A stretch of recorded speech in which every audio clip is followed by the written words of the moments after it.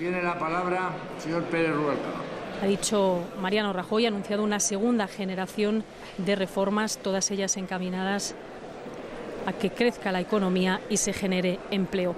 Es el turno del líder de la oposición, Alfredo Pérez Rubalcaba. Dispone de 35 minutos. Señor presidente, señoras diputadas y señores diputados, este no es un debate del Estado de la Nación más, porque el Estado de la Nación es crítico y porque a los que estamos aquí, muchos españoles nos miran con desconfianza. Sin duda esperan más de nosotros, más de lo que hemos hecho hasta ahora. Esperan que estemos a la altura de sus inquietudes y de los problemas que tiene España. Esperan que hagamos mejor nuestro trabajo. Señorías, esta es una enorme responsabilidad, probablemente la mayor que ha tenido esta Cámara desde hace décadas. 6 millones de trabajadores sin trabajo. Sí, señor Rajoy, pero hay más. La quinta parte de los españoles en riesgo de pobreza. 33.000 empresas cerradas en 2012. 8 millones de pensionistas obligados a pagar por primera vez sus medicamentos. Millones de ciudadanos que han dejado de creer en la política. Este es el estado real de la nación en febrero del 2013.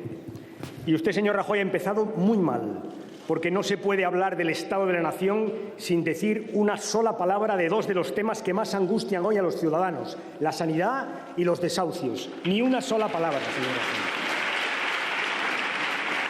Rajoy. Hace 15 meses, 11 millones de españoles dieron al Partido Popular su voto y la mayoría absoluta para gobernar. Creyeron de buena fe lo que el señor Rajoy les anunció, que con su llegada al poder todo empezaría a mejorar, la economía crecería y se crearían rápidamente puestos de trabajo. Este fue el argumento con el que pidió y obtuvo la confianza de los ciudadanos. La realidad es que nada está mejor que hace un año y todo lo importante está peor. ¿Qué aspecto de la vida de los ciudadanos ha mejorado? Ninguno, señorías, absolutamente ninguno. ¿Están los españoles más seguros? ¿Tienen más claras sus expectativas de futuro? De ninguna manera.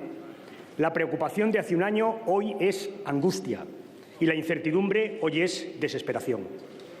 Es la historia del fracaso de un gobierno y de la decepción de los que confiaron en él.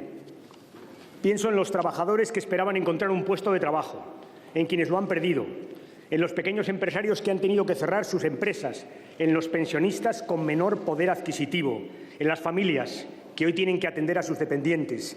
Y pienso en los jóvenes, los que abandonaron el sistema educativo para trabajar y ahora no tienen ni títulos ni trabajo, y aquellos otros que se prepararon para ser la formación o la generación mejor formada de nuestra historia.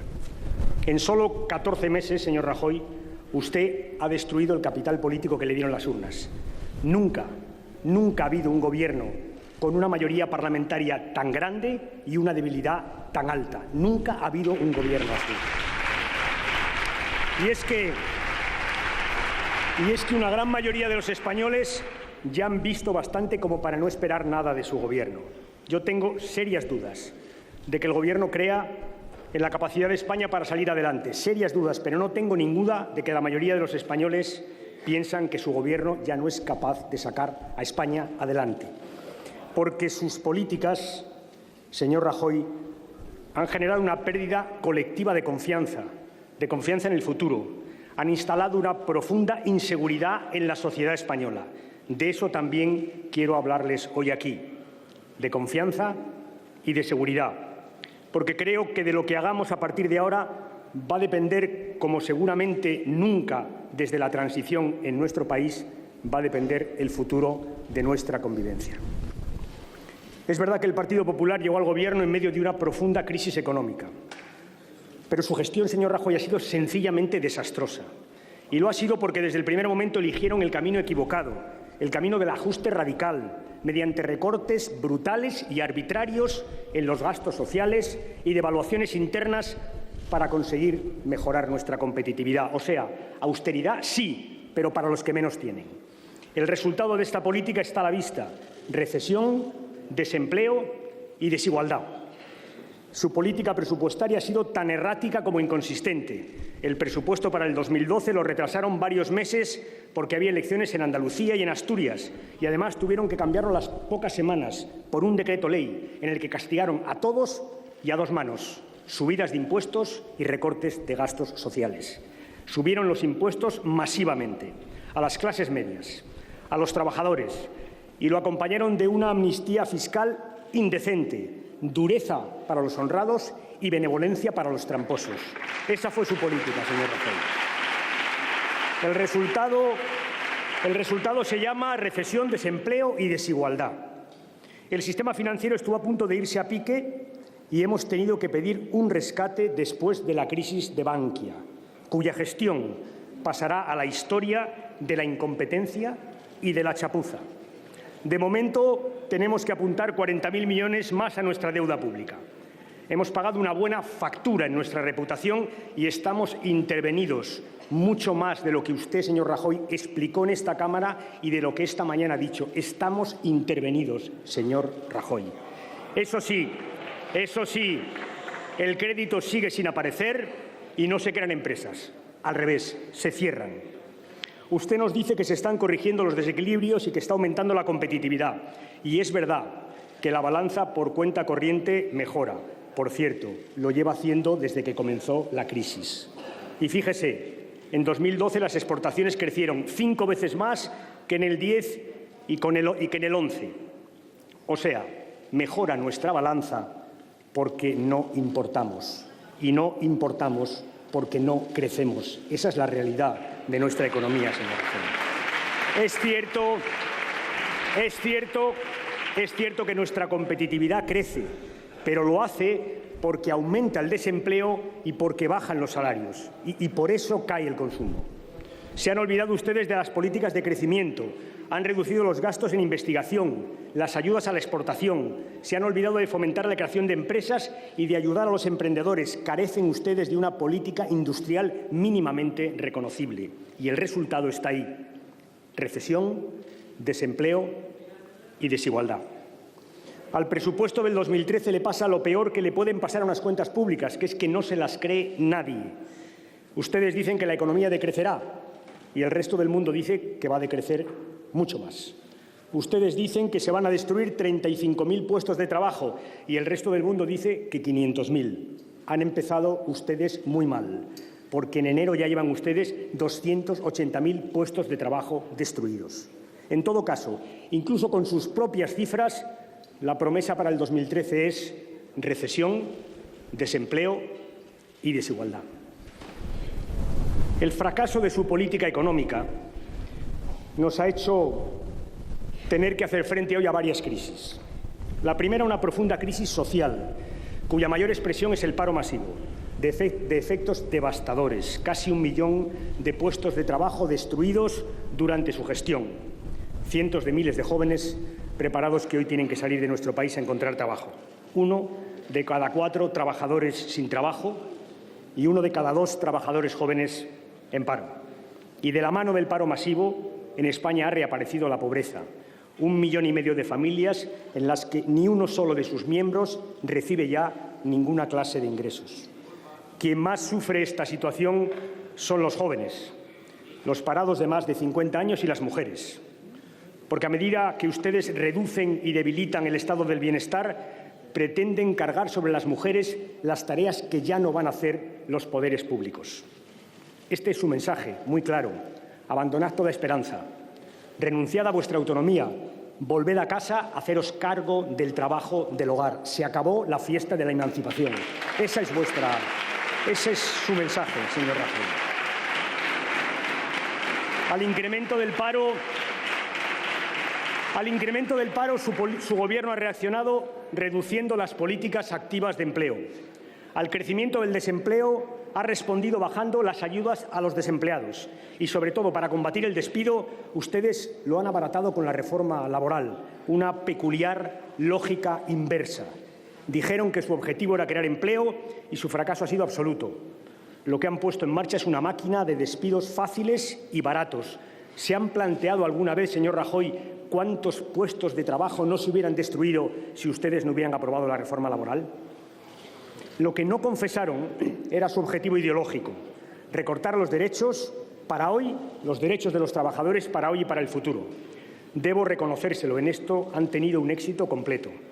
Hoy el salario, la jornada, los horarios, la promoción profesional y todas las condiciones de trabajo dependen solo de la voluntad de los empresarios, y los trabajadores están más indefensos que nunca en nuestra historia democrática.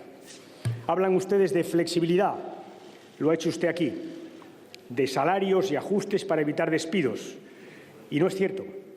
Verá, la única flexibilidad que ha funcionado es la del miedo, la de o aceptas esta bajada de salario o te vas a la calle. Esa es la única que ha funcionado. Del resto, de la pactada, nada de nada, porque han puesto ustedes tan barato el despido, tan barato, que entre pactar y despedir los empresarios han decidido masivamente despedir.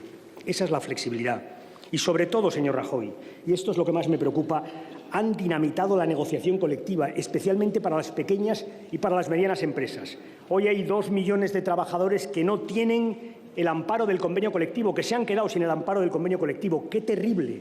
Quitarles el paraguas a los trabajadores justamente cuando más llueve. ¡Qué terrible, señor Rajoy! El Gobierno del Partido Popular se ha cargado 30 años de diálogo social, 30 años de solución negociada de los conflictos laborales en España. Esto es lo que ustedes se han cargado. Al romper el equilibrio entre empresarios y trabajadores, han quebrado el consenso sobre los derechos y las condiciones de trabajo, un consenso que ha sido la base de nuestra paz social. Esto, sabe, no es lucha contra la crisis, esto es ideología pura y dura. Es injusto y, además de injusto, creo que es una gravísima equivocación para el futuro de nuestro país. Pero los españoles no solo están más indefensos en relación al empleo, están más indefensos ante la enfermedad. El coste de la sanidad se mide en euros, pero el valor de la sanidad se mide sobre todo en la cantidad de miedo, de dolor y de sufrimiento que evita. Y ustedes han conseguido que haya personas mayores que abandonan sus tratamientos porque prefieren dedicar el dinero de sus medicamentos a dar de comer a sus familias. Ninguna persona tendría que añadir al sufrimiento de la enfermedad el miedo a ser una carga para los suyos. Han expulsado a colectivos enteros de la cobertura sanitaria, han impuesto el copago de medicamentos y han reducido las prestaciones del sistema.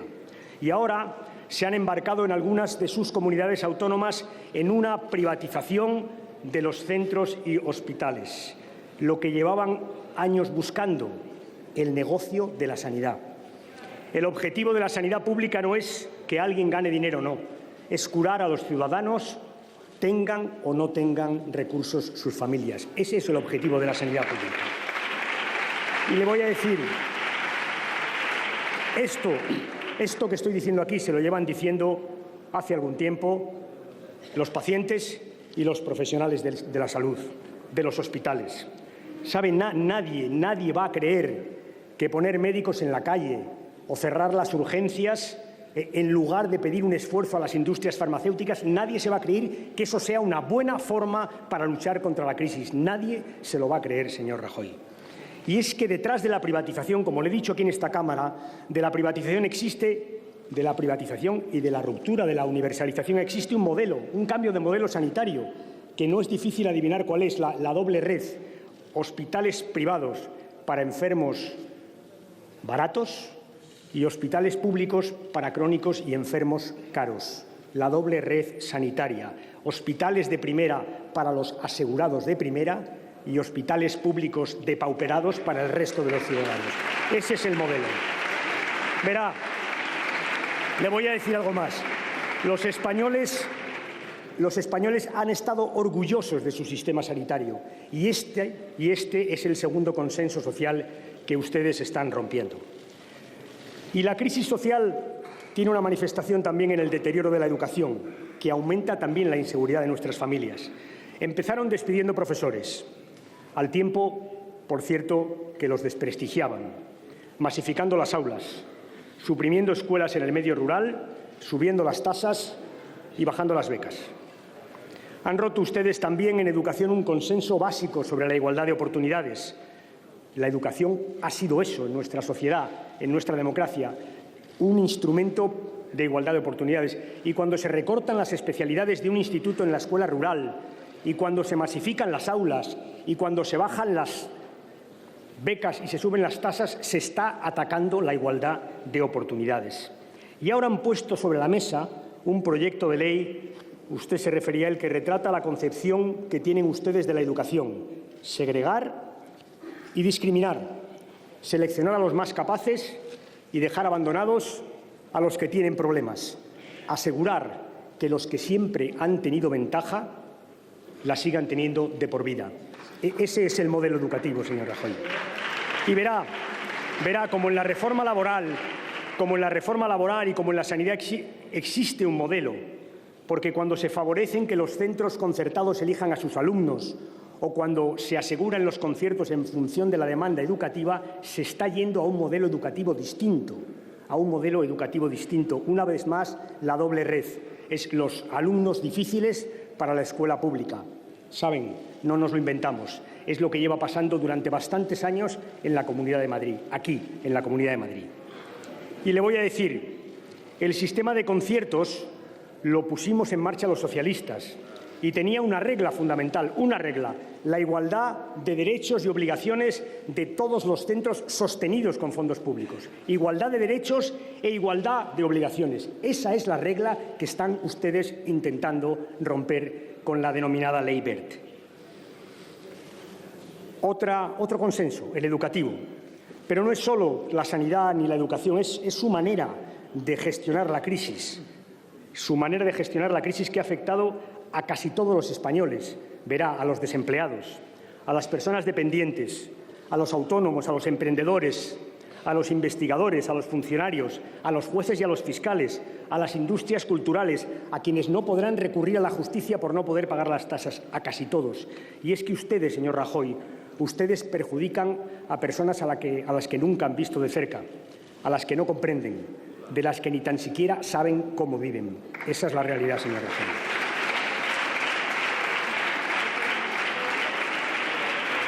El resultado de 15 meses de gobierno del PP es un país empobrecido, una población indefensa y una España entristecida. Y verá, hay cosas en el futuro que podremos remediar. El PP ha aprobado por decreto ley un despido fácil y barato y un gobierno socialista lo podrá modificar. Pero reincorporar a la negociación colectiva a los millones de trabajadores que ustedes saquen, eso ya no es tan fácil, señores del Gobierno. El PP ha impuesto el copago sanitario y un Gobierno socialista podrá reponer los derechos de los pensionistas, pero recuperar los hospitales y los ambulatorios privados, eso ya no va a ser una tarea tan fácil. Ustedes han impuesto la segregación educativa y podremos nosotros, en un Gobierno socialista, restablecer la igualdad de oportunidades, pero hay toda una generación irrecuperable. Eso ya no va a ser fácil volverlo atrás. En resumen, están ustedes construyendo una sociedad dual, cuyos efectos la sociedad española va a pagar durante mucho tiempo. Y lo están haciendo de forma sectaria, unilateral, sin contar con nadie. No es así, señor Rajoy, como se ha construido la España democrática. No es así. Ustedes están rompiendo consensos sociales básicos que habíamos construido entre todos los españoles. Con sus políticas, señor Rajoy, la España que salga de la crisis, que saldrá, será más injusta, será más pobre y será más inhumana. Y ese es el problema de fondo, señor Rajoy. Vivimos una grave crisis política que afecta a nuestro sistema de representación, que afecta al funcionamiento de la estructura del Estado, que afecta también a la moral pública. Es una crisis que deriva en parte de la crisis económica y social. Muchos ciudadanos sienten hoy que la política no está siendo capaz de dar soluciones a sus problemas. Una crisis que no es nueva, pero que con ustedes se ha agravado, porque anunciar un programa y desarrollar otro es un engaño político que no solo daña al Partido Popular, no, daña a la democracia misma. Pero además, muchos ciudadanos empiezan a plantearse si el funcionamiento actual del Estado de las autonomías no será una rémora para salir de la crisis. Y al tiempo, el problema de Cataluña se ha vuelto a plantear con toda su crudeza. En materia territorial, señor Rajoy, pienso que el inmovilismo es tan nocivo como la tentación de volver atrás. Y creo que en su partido existen las dos tendencias. Pienso que hay que moverse hacia adelante. Si a todo lo anterior añade usted una actualidad dominada por los casos de corrupción, estamos ante un peligro cierto para nuestro sistema político. La corrupción es veneno para la democracia, veneno. Pero la mezcla de paro masivo, empobrecimiento del país, aumento de la desigualdad y un escándalo que contamina al partido del Gobierno es explosiva para nuestro sistema político.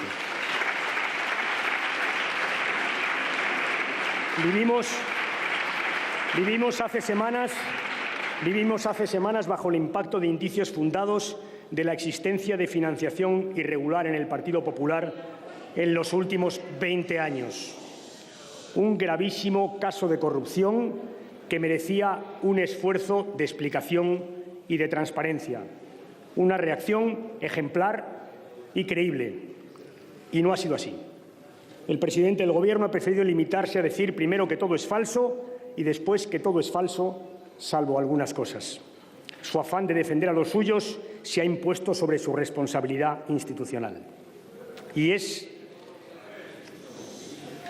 usted, señor Rajoy, el mismo que dijo que siempre estaría al lado del señor Camps, el que nos puso como modelo de gobernante al señor Matas y el que anunció enfáticamente: nadie podrá demostrar nunca que el señor Bárcenas no es inocente.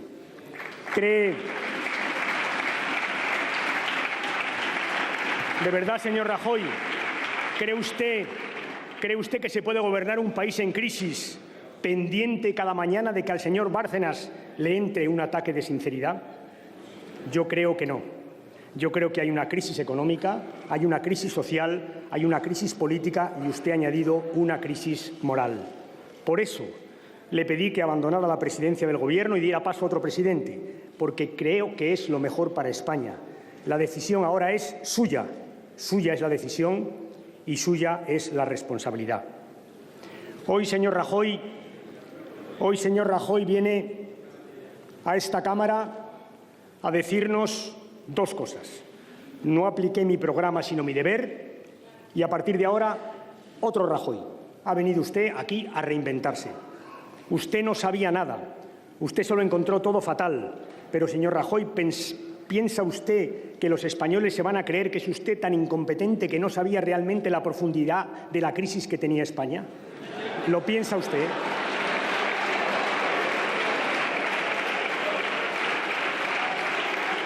¿Lo piensa usted? ¿Piensa usted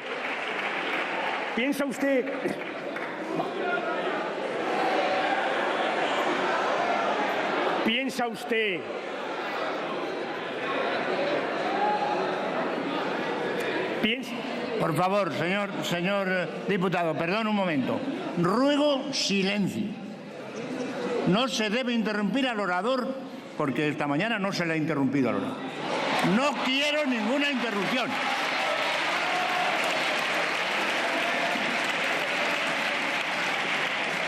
Al final del Parlamento del señor Pérez Rubalcaba podrán expresar su agrado o su desagrado, pero ahora no quiero interrupción. Continúe, señor Rubalcaba. ¿Piensa usted, señor Rajoy, que alguien puede creerse que ningún compañero de su comunidad, de las comunidades autónomas que usted gobernaba, le contó nada?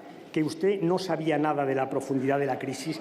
Si usted esta mañana nos ha explicado perfectamente el origen de la crisis y los datos del déficit comercial, pero ¿piensa usted que alguien se cree eso? Mire, señor Rajoy, usted no dijo la verdad porque quería ganar las elecciones. Pero usted mintió a los españoles. Y usted viene hoy aquí a reinventarse, verá. Viene a decir algo así como: ha sido un año muy difícil, muy difícil. ¿Ha sido, señor Rajoy? ¿Ha sido un año muy difícil? Está siendo un año muy difícil. Y lo que es peor, será un año muy difícil. Porque ese es el problema, señor Rajoy, que será un año muy difícil. Usted pretende que creamos que hay un nuevo Rajoy como si no hubiera pasado nada. ¿Y qué pasa con los derechos de los trabajadores? ¿Y qué pasa con los pensionistas y el copago? ¿Y qué pasa con los colectivos que no están en la sanidad pública? ¿Y qué pasa con la ley Wert? ¿Va a seguir usted adelante? ¿Y qué pasa con las becas? ¿Y qué pasa con las tasas? ¿Y qué pasa con todo eso? ¿Viene usted aquí a reinventarse y a decir pelillos a la mar, un nuevo Rajoy? Pues no, señor Rajoy. Si quiere usted reinventarse, rectifique. Rectifique. Rectifique. Si quiere usted... ¿Qué pasa con el presupuesto del año 2013 que conduce a desempleo? Cámbielo. Si quiere usted reinventarse, si quiere usted abrir una segunda generación de reformas, por favor, corrija los destrozos de su primera generación. Corríjalos, señor Rajoy, porque le voy a decir, nada de esto era inevitable. Lo ha hecho usted porque usted ha querido. Y le voy a decir algo más. Ha hablado usted de corrupción. ¿Sabe lo que más me ha llamado la atención de toda la intervención suya sobre corrupción? Que en todo el discurso la única vez que nos ha hablado de acuerdo ha sido justamente cuando ha hablado de la corrupción. ¿Usted cree, señor Rajoy, que el único acuerdo que necesita España o que el único acuerdo que necesita España es el de la corrupción? ¿Usted no cree que España necesita otros acuerdos muy importantes, mucho más que el de la corrupción? ¿No se da cuenta, señor Rajoy, que usted propone a esta Cámara un solo acuerdo porque es el que le interesa a usted y no al conjunto de los españoles? Ese es el problema, señor Rajoy. Ese es el problema. Un solo acuerdo. Un solo acuerdo. Un solo acuerdo sin dar una sola explicación, no a la Cámara, al conjunto de los ciudadanos. Esa sería su obligación. Y la mía, después de la situación que he descrito, la mía no puede ser otra que explicarle a la Cámara las orientaciones por las que el Grupo Socialista cree que habría que sacar a este país adelante. Y es lo que voy a hacer. Lo que empezó siendo una crisis mundial, cada vez más es una crisis europea. Y lo es, entre otras cosas, porque Europa ha elegido recetas equivocadas para combatirla. Europa ha equivocado el rumbo. Y con ella España. La priorización de la reducción del déficit sobre cualquier otra política ha sido una equivocación. Y el último dato que avala esa equivocación es que la zona euro ha vuelto a entrar en recesión. Es verdad, lo decía usted, que los últimos esfuerzos del Banco Central y los avances en la unión bancaria han estabilizado los mercados de deuda, pero, señor Rajoy, tenemos una prima de riesgo de 350 puntos básicos y con esa prima de riesgo nuestra economía no se puede financiar. ¿Nos preocupa Europa? Claro que nos preocupa. Nos preocupa porque se está generando una fractura entre los países del norte y los países del sur. Nos preocupa porque Europa está perdiendo relevancia en el nuevo orden mundial y nos preocupa porque la causa europeísta retrocede cada día. Y por eso sigo creyendo que la solución es más Europa, unión fiscal, unión económica, unión bancaria, pero sobre todo unión política y unión social, que esas son las señas de identidad de la Europa democrática en la que hemos creído, por ejemplo, el conjunto de los españoles. Y Europa tiene que cambiar su política económica y lo tiene que hacer ya. Tiene que apostar por políticas de crecimiento, por priorizar el crecimiento, por priorizarlo. Tiene que permitir a países como España una flexibilidad en el déficit, porque si no nos van a ahogar. Tiene que estimular desde el Banco Central Europeo el crecimiento y el empleo. Tiene que convertir el mecanismo de estabilidad en un tesoro europeo, aumentar el presupuesto comunitario para luchar contra la crisis, aprobar normas sobre el sistema financiero, poner en marcha el impuesto de transacciones financieras y luchar decididamente y de cara contra los paraísos fiscales. Y todo eso lo tiene que hacer Europa ya. Como España, que tiene que modificar sus prioridades. ¿Qué tiene que pasar para que las rectifiquemos o para que las rectifiquen mejor? ¿Qué tiene que pasar? ¿Que lleguemos a 7 millones de desempleados? ¿Que se vayan 1 millón de españoles fuera de España o que ustedes se gasten todo el fondo de reserva de la Seguridad Social? Tiene que pasar eso para que rectifiquen su política económica. Verá, lo ha dicho hace unos días el presidente Obama. Cito literalmente, un plan para reducir el déficit tiene que ser parte de nuestra agenda, pero la reducción del déficit por sí sola no es un plan económico. Hace unos días he remitido al Gobierno, a los grupos parlamentarios, a sindicatos y a empresarios un documento con orientaciones y propuestas para combatir de otra forma la crisis y, sobre todo, sus terribles efectos. Las medidas las convertiremos en resoluciones de este debate y las orientaciones las voy a resumir brevemente de aquí al final de mi intervención. Hablaba de cambiar la prioridad o las prioridades de política económica. Debemos pasar prioridades, debemos pasar del ajuste al crecimiento, no a compaginar, no, priorizar el ajuste a priorizar el crecimiento. Debemos priorizar el crecimiento. Debemos pasar del recorte de gastos a la subida de ingresos. Debemos pasar del crédito de los bancos al crédito a las pymes y debemos pasar de una competitividad basada en la reducción de salarios a una competitividad basada en los cambios en nuestras empresas. Esos son los cambios fundamentales. Crecimiento, eso es recuperar la I+D+I. Crecimiento es fomentar la exportación, que ha caído en el presupuesto del 2013. Subir ingresos es abordar una reforma fiscal en profundidad. Mire, si hay que elegir entre recortes sociales o reformas fiscales, los socialistas elegimos sin duda las reformas fiscales. Y hay margen para hacer una reforma fiscal, entre otras cosas porque nuestro país tiene 8 puntos menos de presión fiscal que los países de la Unión Europea que tienen un sistema fiscal comparable al nuestro. 8 puntos menos. Ese es nuestro margen, 8 puntos. Hay margen para equiparar la fiscalidad de las rentas del trabajo con la fiscalidad de las rentas del empleo. Hay margen del capital. Hay margen para establecer un impuesto para grandes fortunas. Hay margen para revisar la tributación del ahorro y hay margen para hacer una revisión en profundidad de nuestro impuesto de sociedades, empezando por las sociedades patrimoniales. Claro que hay margen. Hay muchísimo margen para mejorar nuestros ingresos. Crédito a las pymes. Usted se ha referido a ello. Yo he propuesto dotar un fondo de 20.000 millones de euros, reformar el ICO. He propuesto fijarles a los bancos con ayudas objetivos de crédito. Hay que hacer cosas para que, repito, el crédito a los bancos pase a lucir como crédito a las pymes, a los autónomos y a los emprendedores. Y hay que mejorar la competitividad de la buena, la que viene de la mano de las reformas estructurales y de las reformas en las empresas. Porque ¿sabe lo que está pasando, señor Rajoy?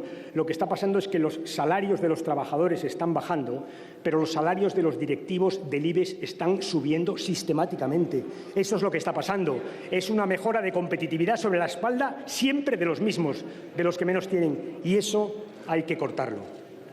Estas orientaciones pretenden dar una respuesta a una pregunta que se hacen todos los españoles. ¿Qué vamos a hacer para dar trabajo digno a 6 millones de españoles que no los tienen? Se dice que España tiene que crecer al 2% para que cree empleo. Y yo les digo que un país con una tasa del desempleo del 25% no puede crecer y no puede crear empleo. Que esa tasa de desempleo pesa como una losa sobre nuestro crecimiento. Por eso sostengo que hay que crear empleo, por supuesto, para que viva la gente, pero sobre todo hay que crear empleo para estimular el crecimiento que sea capaz de crear empleo. Ese es el cambio de política económica que les estoy proponiendo. Siempre se ha hablado de crecimiento creador de empleo. Lo que yo propongo es que empecemos a crear empleo justamente para estimular nuestro crecimiento. Esa es la modificación que le propongo. Antes me he referido al fraude fiscal. Antes me he referido al fraude fiscal. Aproximadamente recaudamos por fraude fiscal del orden de 10.000 millones de euros cada año.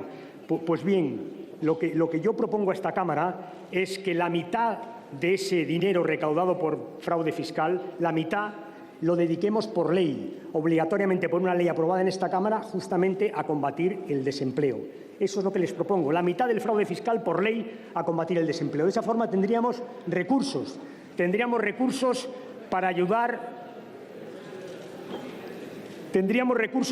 a las empresas que se comprometan a no despedir.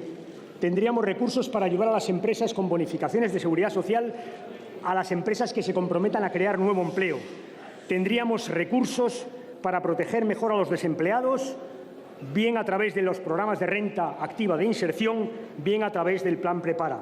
Y tendríamos recursos para un plan de empleo juvenil, del que usted ha hablado aquí esta mañana, señor Rajoy. 800 millones de euros para un plan de empleo juvenil. ¿Sabe cuánto ha quitado usted cada año de políticas activas de empleo? 4.000 millones. ¿Usted cree que se compensan los 4.000 millones con 800 millones de empleo para el plan de empleo de los jóvenes? Yo le digo que no, señor Rajoy, que en esto también tiene usted que rectificar, que tiene que dedicar más dinero al plan de empleo. Y lo que es más importante, verá, Para crear empleo, tenemos que empezar por suspender aquellos aspectos más dañinos de la reforma laboral y reabrir el diálogo social para acordar un nuevo marco laboral. Eso es lo que tenemos que hacer, reabrir el diálogo social. Tenemos que hacer frente a la crisis de la sanidad. El Sistema Nacional de Salud ha sido una conquista colectiva y no debería estar sometida ni a vaivenes políticos ni a la jurisprudencia o el arbitraje del Tribunal Constitucional. Deberíamos garantizar por ley, aquí en esta Cámara, por una ley, un Sistema Nacional de Salud financiado íntegramente por impuestos, universal, sin barreras de acceso, descentralizado, pero que garantice la movilidad de los enfermos y de los profesionales. Deberíamos garantizar por ley que hay una parte de nuestro PIB que se dedica obligatoriamente a la sanidad. Tendríamos que implantar la financiación selectiva de medicamentos y tendríamos que permitir la subasta de medicamentos como una fórmula para ahorrar, con una fórmula para pedirle a la industria farmacéutica un esfuerzo en lugar de solicitar el copago a los pensionistas. Deberíamos llegar aquí a un acuerdo sobre todo esto. Ahora también le digo, si ustedes se empeñan en seguir privatizando hospitales, nosotros emplearemos todos los medios a nuestro alcance para impedirlo y cuando gobernemos los volveremos a hacer públicos. Si ustedes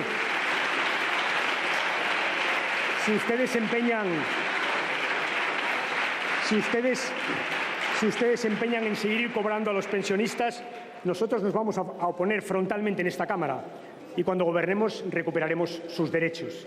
Y si usted se empeña en seguir manteniendo colectivos excluidos de la sanidad pública, nosotros lo vamos a denunciar. Y cuando recuperemos el poder, que será pronto, volveremos a garantizar los derechos de esos colectivos.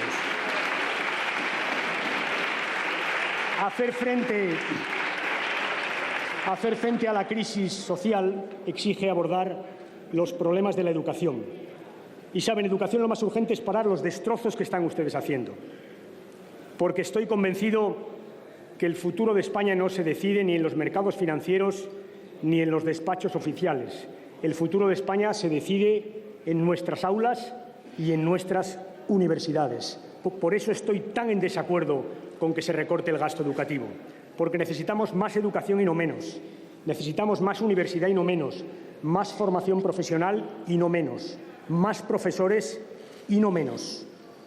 Retomar o reponer los profesores que ustedes han quitado, desmasificar las aulas, facilitar el acceso a la universidad con tasas razonables, recuperar un sistema de becas justo, dotar las plazas de formación profesional que este año han impedido a decenas de miles de estudiantes hacer cursos de esa rama educativa. Eso es lo que necesita nuestra educación.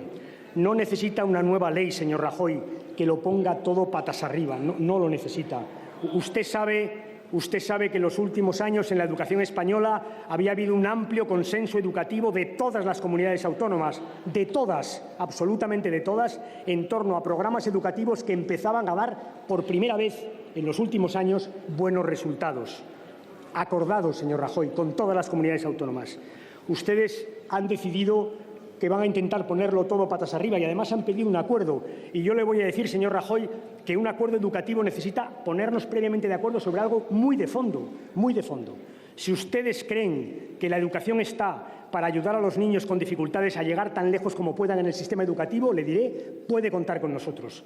Pero si usted cree que la educación se resuelve con reválidas, con segregaciones y con repeticiones, le digo que no, señor Rajoy, que esa es la forma de quebrar la igualdad de oportunidades. Le digo, señor Rajoy, que una educación concebida como una carrera de obstáculos va contra la igualdad de oportunidades. Y eso es algo que los socialistas nunca vamos a admitir.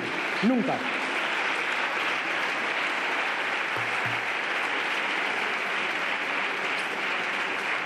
Quiero añadir brevemente algo que me parece importante. Quiero hablar de la pobreza. Usted lo ha hecho esta mañana también, señor Rajoy. Y es verdad que el problema para muchos españoles ya no es la subsistencia, es la pobreza. Ya no es el bienestar, es la pobreza. Una sociedad en donde cada vez hay más personas que tienen que buscar comida en los cubos de la basura no puede sentirse bien consigo misma. Es así, señores del Partido Popular, es así. Sobre todo niños. No podemos convivir con eso. Y por eso propongo que empecemos por dotar un fondo para hacer frente a esas situaciones de pobreza, un fondo de 1.000 millones de euros que permita ayudar a las familias que están en situación de pobreza extrema. Y por eso propongo que renovemos nuestra confianza en las ONGs, que les demos los fondos que reclaman, que son ellas las que están contando estas cifras para poder combatir la pobreza. Y quiero terminar hablando en esta parte de los desahucios, que un día tras otro golpean nuestras conciencias. Intentamos llegar a un acuerdo con el Gobierno y no pudo ser. Ahora tenemos una nueva oportunidad y yo les digo que no podemos desperdiciarla, que tenemos que hacer una nueva ley hipotecaria que resuelva la angustia de muchas familias y, sobre todo, que evite que volvamos a caer en situaciones como las que estamos viviendo. Una nueva ley hipotecaria que contemple de entrada una moratoria para que no haya desahucios mientras la nueva ley no entra en vigor y no se desarrolla. Esa es nuestra propuesta. Señorías, hay dos cosas que a estas alturas de mi discurso quiero establecer claramente. Primero, que creo que estas tareas que he enunciado son urgentes, no pueden esperar ni un día. Y segundo, que no son tareas que pueda hacer solo un Gobierno, ni un partido, ni tan siquiera una Cámara como esta. Son tareas de todos, son tareas compartidas. La experiencia demuestra que en España, cuando hemos tenido que abordar tareas como esta, las hemos compartido entre los grupos parlamentarios y los partidos políticos, en esta Cámara, fuera de esta Cámara, con los agentes sociales, con las comunidades autónomas. Hemos dado respuestas compartidas, porque, señorías, estamos en una situación de emergencia nacional. No es la primera vez en nuestra historia que lo hacemos. ¿Por qué no intentar ahora un acuerdo ambicioso? Un acuerdo nacional por el empleo y por la cohesión social, un acuerdo capaz de sumar todas las voluntades detrás de estos objetivos. ¿Por qué no hacerlo, señorías? ¿Por qué no hacerlo si nos lo están pidiendo los españoles?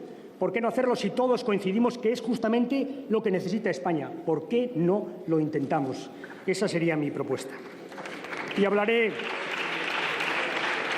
brevemente del Estado autonómico, que es verdad que atraviesa una crisis. Nació con una doble voluntad, la voluntad de articular territorialmente España y también la voluntad de acabar con desigualdades que el centralismo en nuestro país había consagrado. Estas dos tareas han sido un éxito y, sin embargo, aparecen de nuevo tensiones territoriales en nuestro país, tensiones territoriales de distinto tipo. Tenemos que hacer frente a dos tensiones territoriales, las de los que quieren irse y aquellos que quieren recentralizar. Las primeras se han planteado con especial virulencia en Cataluña. A Cataluña me quiero referir yo hoy también. Hay quien en el pasado reciente ha jugado con fuego, atizando la hoguera del anticatalanismo en el resto de España. Pero creo que el hecho políticamente más relevante es que la sentencia del Tribunal Constitucional declaró inconstitucionales algunos aspectos del Estatuto de Cataluña que ya había sido refrendado por el pueblo catalán. Es decir, el Tribunal vino a decir que no caben en la Constitución fórmulas que habían sido votadas por los catalanes, fórmulas de convivencia que habían sido votadas por los catalanes y asumidas por el resto de los españoles a través del voto de esta Cámara. Esa es la decisión política del Tribunal, lógicamente en uso a sus competencias. Ha sido un procedimiento desdichado, un procedimiento desdichado. Y el hecho, señorías, pueden ustedes escucharme o no, pero créanme, les estoy hablando de un problema muy serio y les estoy tratando de exponer la posición de un partido muy serio. Así que, por favor, les pido un poco de respeto para quien les habla.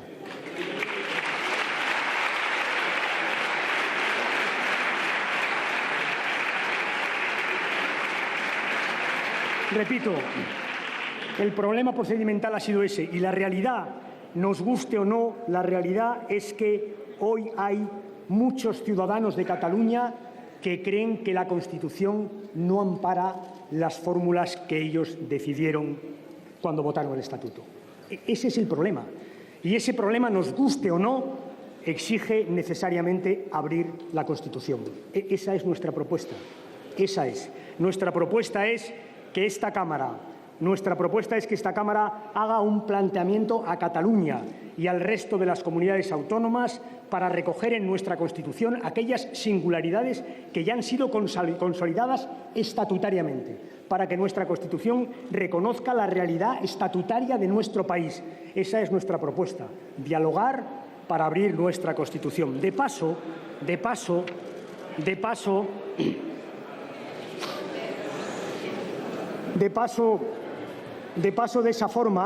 de esa manera podríamos resolver fácilmente los problemas de la otra tensión, de la tensión centrípeta, porque verán, podríamos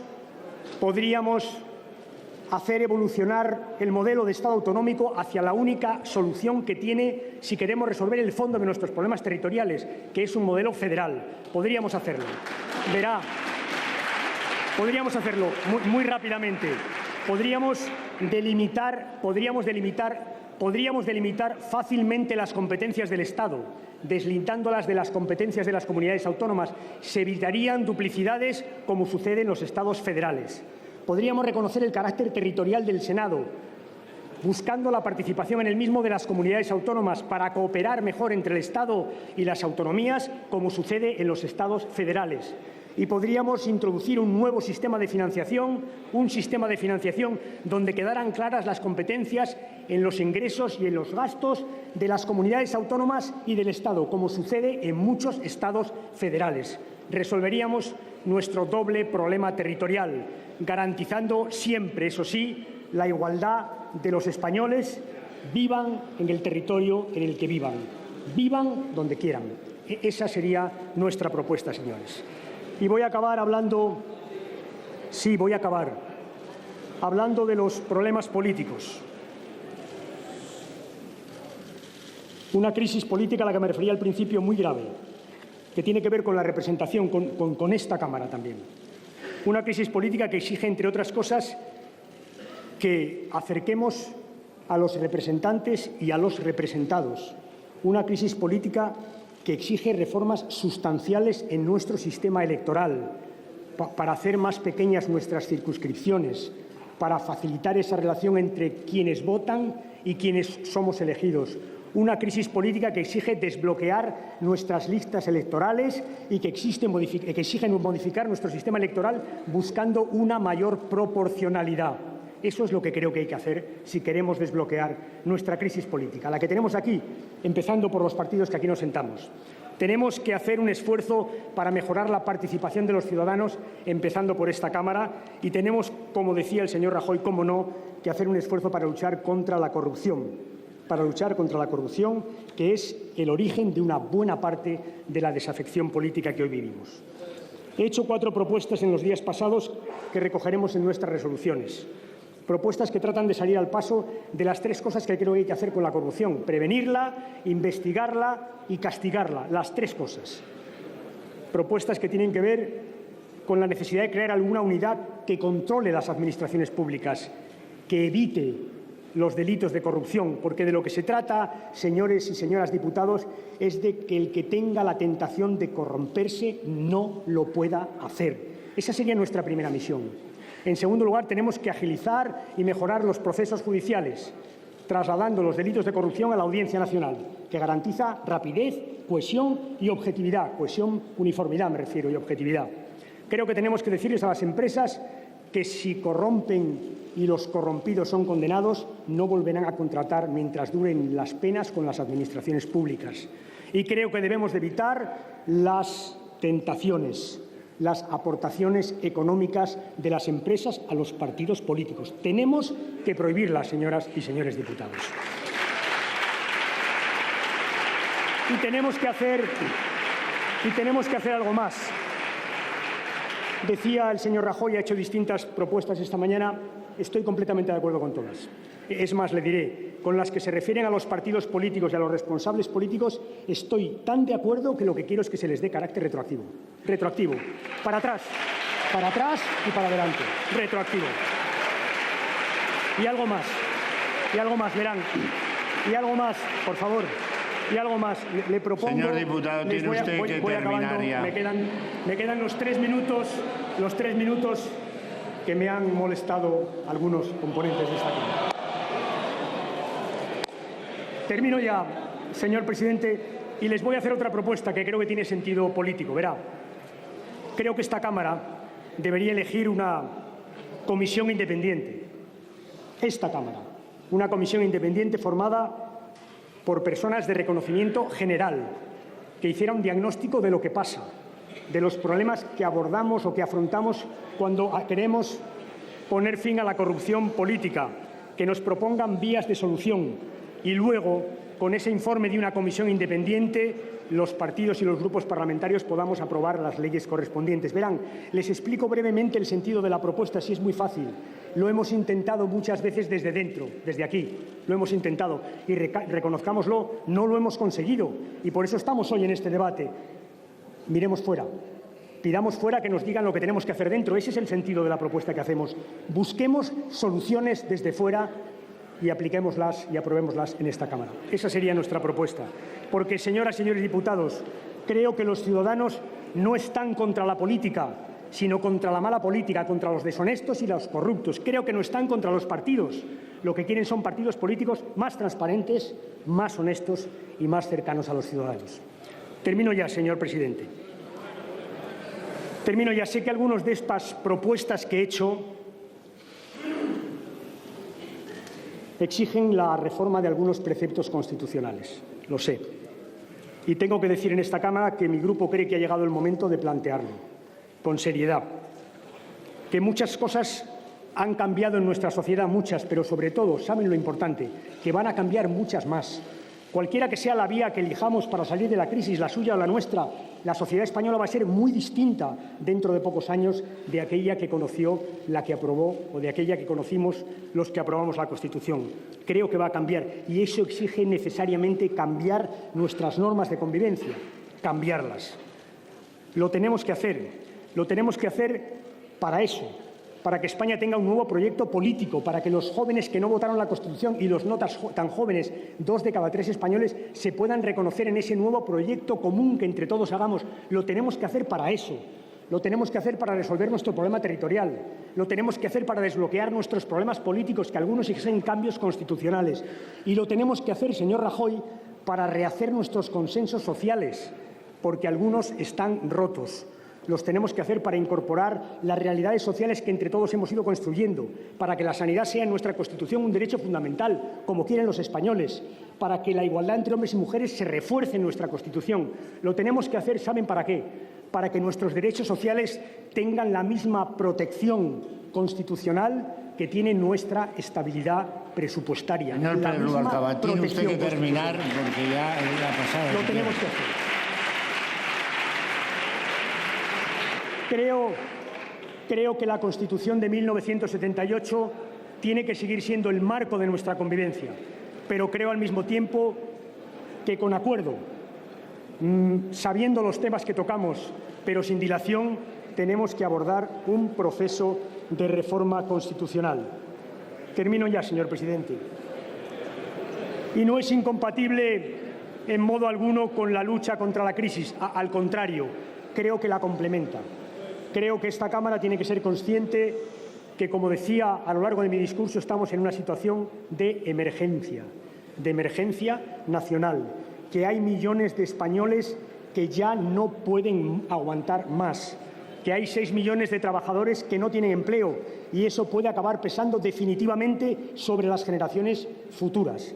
Creo que esta Cámara tiene que hacer un esfuerzo y los socialistas estamos dispuestos a hacerlo en los términos que he dicho. Creo que el acuerdo no es una garantía de que las cosas salgan bien, pero creo que sin acuerdo es muy difícil que este país salga adelante.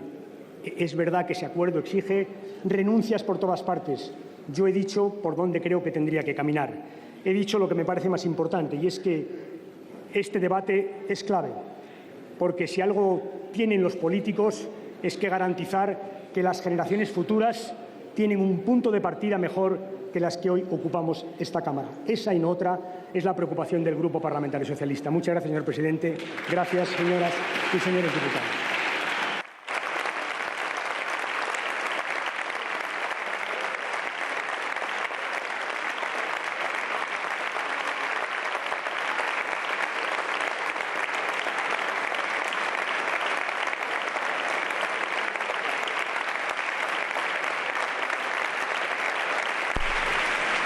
Puestos en pie, reciben los diputados socialistas a su líder, que acaba de terminar su intervención, que se ha prolongado casi por espacio de una hora, unos 20-25 minutos más de lo previsto, aunque el presidente del Congreso ya había anunciado que sería flexible en la administración de los tiempos. Bueno, pues recogemos la última propuesta del líder socialista. Ha sugerido plantear algunas reformas de la Constitución porque son muchas las cosas, dice, que han cambiado en el marco de convivencia. Veremos ahora cuál es la respuesta del presidente del Gobierno. Señoras y señores diputados, el señor Pérez Rubalcaba ha hablado de muchas cosas. Yo intentaré responder a todas las que pueda, entre otras cosas es mi obligación y además lo hago con mucho gusto. Como sabe, es verdad que el desorden de su intervención me va a complicar a mí la réplica, pero yo procuraré ordenar algunas de las cosas que usted ha dicho.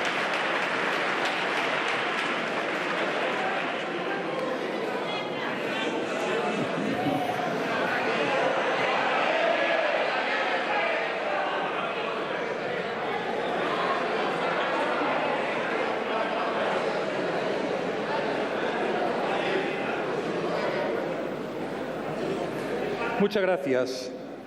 En economía, en materia de política económica, sin duda alguna, uno de los asuntos que más preocupan a los españoles, porque estamos hablando de creación de empleo, estamos hablando de paro, estamos hablando de nivel adquisitivo, estamos hablando de calidad de vida, estamos hablando de dignidad de vida, estamos hablando de muchas cosas. El señor Pérez Rubalcaba ha presentado algo parecido a una especie parecida de un programa de gobierno. El problema es que el señor Pérez Rubalcaba tiene una historia. El señor Pérez Rubalcaba nos ha hablado aquí de crecimiento, después de dejarnos el país en recesión. Nos ha hablado de créditos a las pymes, cuando ya sabemos cómo estaban los créditos a las pymes. Nos ha hablado de subir los ingresos cuando en 2 años se perdieron 60.000 millones de euros de ingresos en España. Nos ha hablado de derechos de pensionistas cuando se le congelaron las pensiones a los pensionistas. Nos ha hablado de fomentar la exportación cuando en 4 años se llegó a un déficit del sector exterior por encima del 11%. Nos ha hablado de equiparar la tributación de las rentas de trabajo y de capital cuando nunca lo hicieron. Nos ha hablado de un impuesto sobre las grandes fortunas, cosa que tampoco hicieron nunca. Nos ha hablado de aumentar la tributación del ahorro, cosa que pudieron hacer perfectamente y no lo hicieron. Nos han hablado de subir el tipo del impuesto de sociedades cuando en España, cuando yo llegué al Gobierno, había sociedades del IBEX 35 que tributaban al 0%. Nos ha hablado de que hay que mejorar la competitividad cuando nos dejaron la competitividad como estaba. Nos ha hablado de los sueldos de los directivos cuando el único gobierno de la historia de España que ha bajado el sueldo a los directivos de las empresas financieras ha sido el Gobierno que yo presido. El único.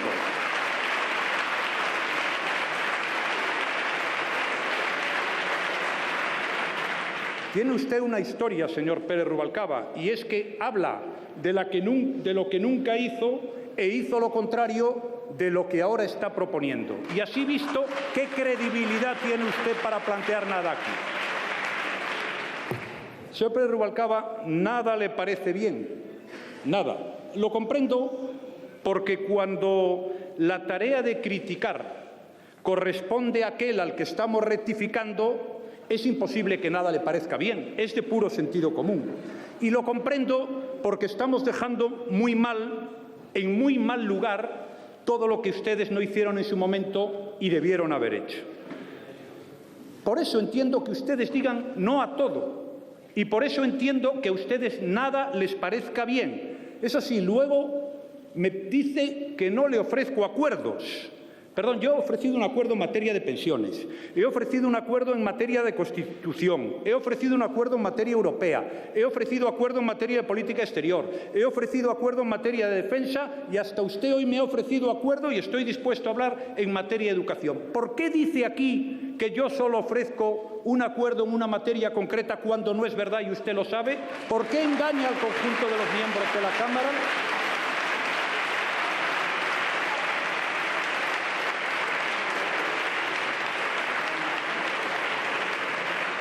Señor Pérez Rubalcaba, yo entiendo que a usted nada le parezca bien. ¿Y sabe por qué?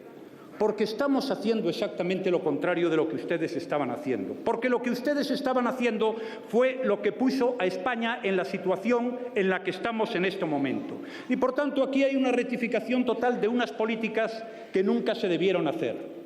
Y por eso entiendo que a usted no le parezca bien. Pero tenemos que corregir el déficit público. Es obligado corregir el déficit público. Usted lo sabe, porque fue su propio Gobierno el que se comprometió con la Unión Europea a tener un déficit público del 6% y luego lo dejó en el 9%. Pues ahora tenemos que hacerlo nosotros. Nosotros tenemos que hacer reformas, porque España no es un país lo suficientemente competitivo. Y usted lo sabe. Y todo el mundo lo sabe, y se lo han dicho en reiteradas ocasiones. Y como no las hicieron, pues ahora le molesta a usted, parece, que nosotros hagamos las reformas que requiere la economía española. Usted dejó el sistema financiero como lo dejó. Y por eso hemos tenido que tomar decisiones muy importantes, porque si no, no hay manera de que vuelva ese crédito del que usted habla a las pequeñas y medianas empresas y a las familias. Nosotros tenemos que resolver ahora el problema del déficit eléctrico, porque ustedes han dejado una deuda de más de 25.000 millones y, por tanto, tenemos que rectificar su política. Por eso yo entiendo que no le parezca bien. Si yo lo entiendo. Pero si estamos haciendo eso, es porque eso es lo que le conviene a España. Y no lo hacemos para que a usted le parezca bien ni le parezca mal. Si usted quiere rectificar posiciones anteriores, hágalo.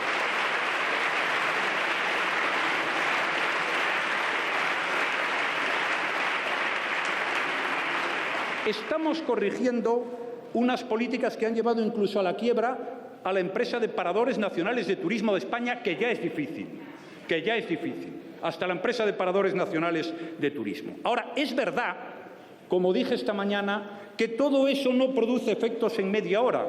Destruir es muy fácil, pero construir es mucho más complicado. Perder 60.000 millones de euros en 2 años de ingresos, señor Pérez Rubalcaba, a lo mejor es muy fácil. Recuperarlos, créame, que no es tan fácil. Lo que estamos haciendo, y lo he explicado esta mañana con meridiana claridad, es sentar las bases para la recuperación económica del país. Estamos haciendo exactamente lo mismo, o algo parecido, digo algo parecido porque la situación es mucho más difícil, que hicimos en 1996. En 1996 heredamos lo que heredamos, en el año 2004 ustedes heredaron lo que heredaron y ahora otra vez vuelta a las andadas. Tenemos que volver a arreglar los desaguisados que ustedes generan cuando están en el Gobierno de España.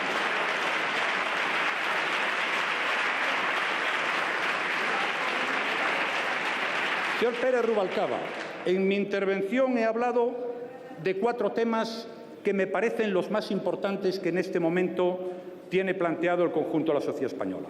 He hablado de economía, en sentido amplio, he hablado de muchas cosas, he hablado de Europa, hoy política interna, muy importante las decisiones que se adoptan en Europa para el conjunto de los españoles, he hablado de la corrupción, que es un asunto que preocupa al conjunto de los españoles, y he hablado también de España y de la Constitución y del modelo de organización territorial. Creo que he puesto sobre la mesa los 4 temas más importantes. Es verdad que hay algunas cosas que no he podido tocar en mi intervención, que ya fue lo suficientemente larga, puesto que sobrepasó la hora y media.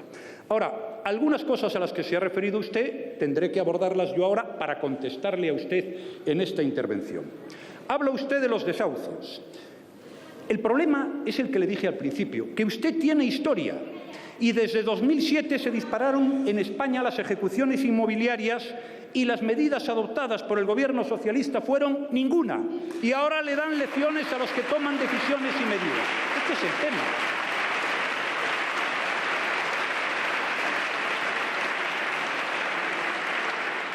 Señor Pérez Rubalcaba, hemos aprobado un Real Decreto Ley el 6 del 9 de marzo de medidas urgentes de protección de deudores hipotecarios sin recurso.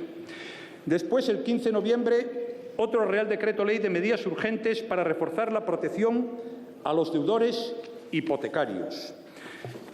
Cuando se tramite, está en este momento en esa situación aquí en las Cortes, vamos a presentar unas enmiendas para elevar los umbrales que dan derecho a acogerse a las facilidades para proceder a la reestructuración de una hipoteca sobre vivienda habitual en aplicación del Código de Buenas Prácticas. Vamos a establecer que hasta que no se hayan producido 3 impagos, la entidad de crédito no podrá reclamar las cuotas al deudor. Y vamos a limitar los intereses de demora que pueden exigir las entidades de crédito a 3 veces el tipo del interés legal del dinero. Además, hemos creado un convenio del Fondo Social de Viviendas, que se firmó el 17 de enero entre las entidades de crédito, el Banco de España, el Ministerio de Sanidad, el de Economía, la Federación Española de Municipios y la Plataforma del Tercer Sector de las ONG. Este es un tema difícil, este es un tema complicado, en el que nosotros hemos intentado llegar a un acuerdo con ustedes, pero ustedes, que jamás hicieron nada y que jamás se preocuparon sobre ese tema, ahora tienen una posición de máximos cuando antes, cuando estaban en el Gobierno, no tenían ninguna posición. Este es el problema. Sí.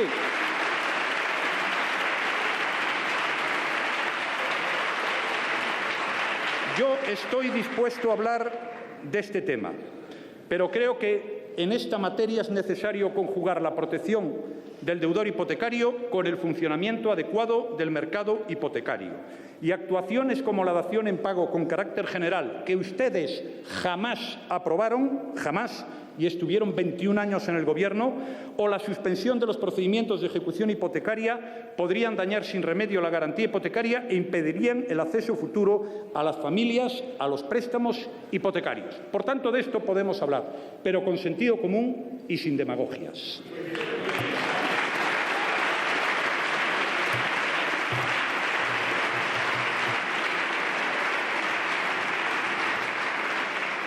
Me ha hablado el señor Pérez Rubalcaba de lo bien que lo hicieron ellos en materia sanitaria.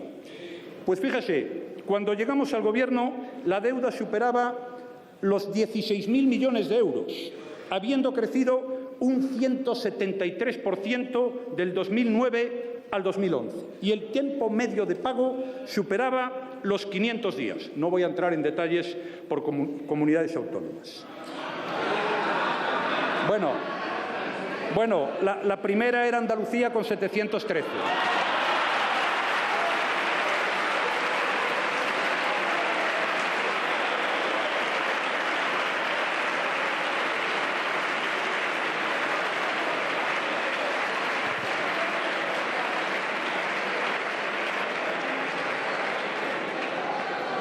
¿Quieren que siga? No les conviene. La segunda era Baleares, donde estaban gobernando ustedes hasta hace muy poco tiempo.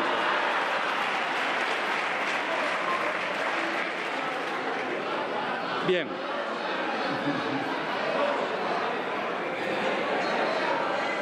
Primer problema, una deuda de 16.000 millones. Segundo problema, descoordinación en la cartera de servicios, que no se actualizaba desde 2006. Una evidente inequidad en las prestaciones. El modelo de aportación del usuario en farmacia no se actualizaba desde el año 70. Había una oferta real de servicios y prestaciones distintas entre comunidades autónomas y no se había desarrollado la cartera de servicios sociosanitarios. En tercer lugar, y esto es muy importante, había una falta de adecuación a la normativa española de los artículos de los reglamentos y directivas europeas aprobadas de 2004 a 2009 que regulaban los requisitos de aseguramiento público de la asistencia sanitaria en la Unión Europea. Este tema es muy importante. Es decir, de los requisitos necesarios para acceder a la cobertura sanitaria gratuita en España para los europeos y para los extranjeros de terceros países. Solo por el mero hecho de estar empadronado, solo por ese hecho, se accedía a la asistencia sanitaria gratuita. El Tribunal de Cuentas identificó los gastos en los que incurría España por ausencia del marco regulatorio. Casi 700.000 extranjeros de la Unión Europea, y algunos de países con convenios bilaterales obtuvieron tarjeta sanitaria en España, es decir, cobertura gratuita sanitaria, teniendo cobertura en su país de origen o siendo de países con convenios bilaterales cuyo coste debería haber podido cargar a su país de origen. 1.000 millones de euros perdieron las arcas públicas españolas en el 2009 y, mientras tanto, 200.000 españoles carecían de ese derecho.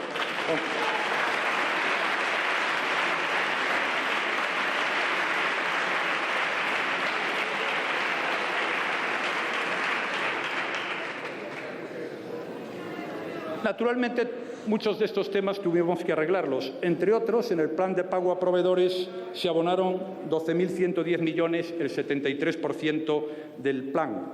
Y el FLA, desde noviembre, ha incorporado el pago a las farmacias y a los proveedores del sector salud. De la misma manera, el tiempo medio de pago en medicamentos se ha reducido de manera sustancial. Se ha hecho una cartera de servicios razonable. Se ha reducido la factura farmacéutica de recetas de oficina un 12,6, con un ahorro el año pasado de 1.365 millones, y se ha hecho una regulación de sentido común del aseguramiento. Paso ahora a explicar el tema de los modelos de gestión, aunque esa no es una decisión, como usted sabe, del Gobierno que yo presido, sino de las comunidades autónomas en el ejercicio de sus competencias. Los modelos más frecuentes de gestión sanitaria dentro del Servicio Nacional de Salud son gestión directa, la que todos conocemos. Además de las tradicionales, destacan las formas de gestión que se rigen por derecho privado, fundaciones, ente público y consorcio.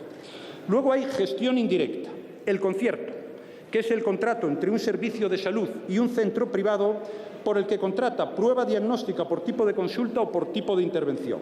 También hay conciertos especiales por los que se contrata mediante pago por cápita anual, es decir, toda la cartera de servicios que se especifique.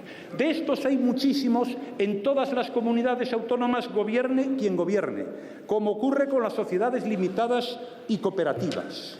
Y también, como ocurre cuando se trata de contratar con entidades privadas, la externalización de servicios no sanitarios, las concesiones de obra pública, las concesiones administrativas, los hay en todas las comunidades autónomas, gobierne quien gobierne. Por dar un dato, y no es una crítica, insisto, no es una crítica, me parece bien.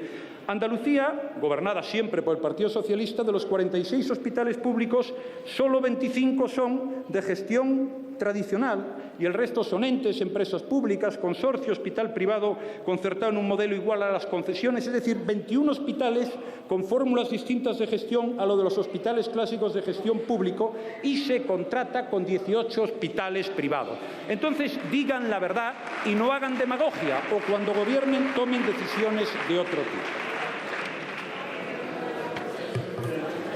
El señor Pérez Rubalcaba ha hablado de la equidad en los impuestos. Pues también vamos a hablar de equidad en los impuestos. El impuesto sobre la renta de las personas físicas, dato importante. La cuota se incrementó en el resultado de aplicar la base liquidable general, una escala con tipos marginales que oscilan entre el 0,75 para bases liquidables de hasta 17.700 euros y el 7% para bases liquidables a 300.000 euros. Oiga, yo creo que esto es equitativo.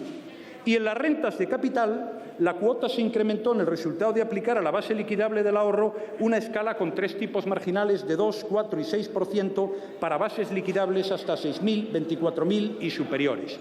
Creo que también esto es equitativo. Y como es equitativo, la carga del gravamen complementario ha sido asumida en un 80% por el 20% de la población que más tiene. Y en el impuesto de sociedades es donde se han hecho las mayores reformas, señor Pérez Rubalcaba.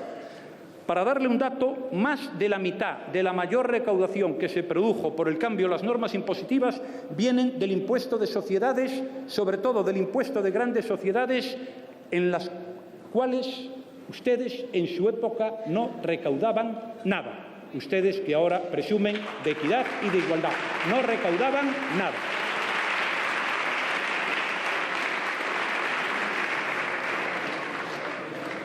Habla también de medidas en materia de fraude fiscal. Yo lo único que le puedo decir es que este año en el que estamos ha sido el mejor año en la lucha contra el fraude fiscal, desde luego si lo comparamos con el año 2011. Sí, son los datos. Pero además se han detectado 91.000 empleos irregulares, 1.559 infracciones relativas a empresas ficticias, 99.789 personas que incumplían los requisitos para tener la prestación de desempleo y 6.400 infracciones de empresarios en materia de prestaciones por desempleo, siempre mucho más que los años anteriores. Y quiero recordarle que hemos traído a esta Cámara la nueva ley antifraude, que es la más ambiciosa de la democracia española, la reforma del Código Penal, para luchar contra el fraude fiscal y desde 2013 se van a tomar nuevas medidas contra el fraude fiscal. Entre otras, se está estudiando introducir las modificaciones normativas para hacer público un listado con los mayores defraudadores y morosos de la Administración. Señor Rubalcaba, nos hemos tomado este asunto en serio y usted no puede despacharlo con 15 segundos de eslogan. Hay que dar razones y hay que dar argumentos.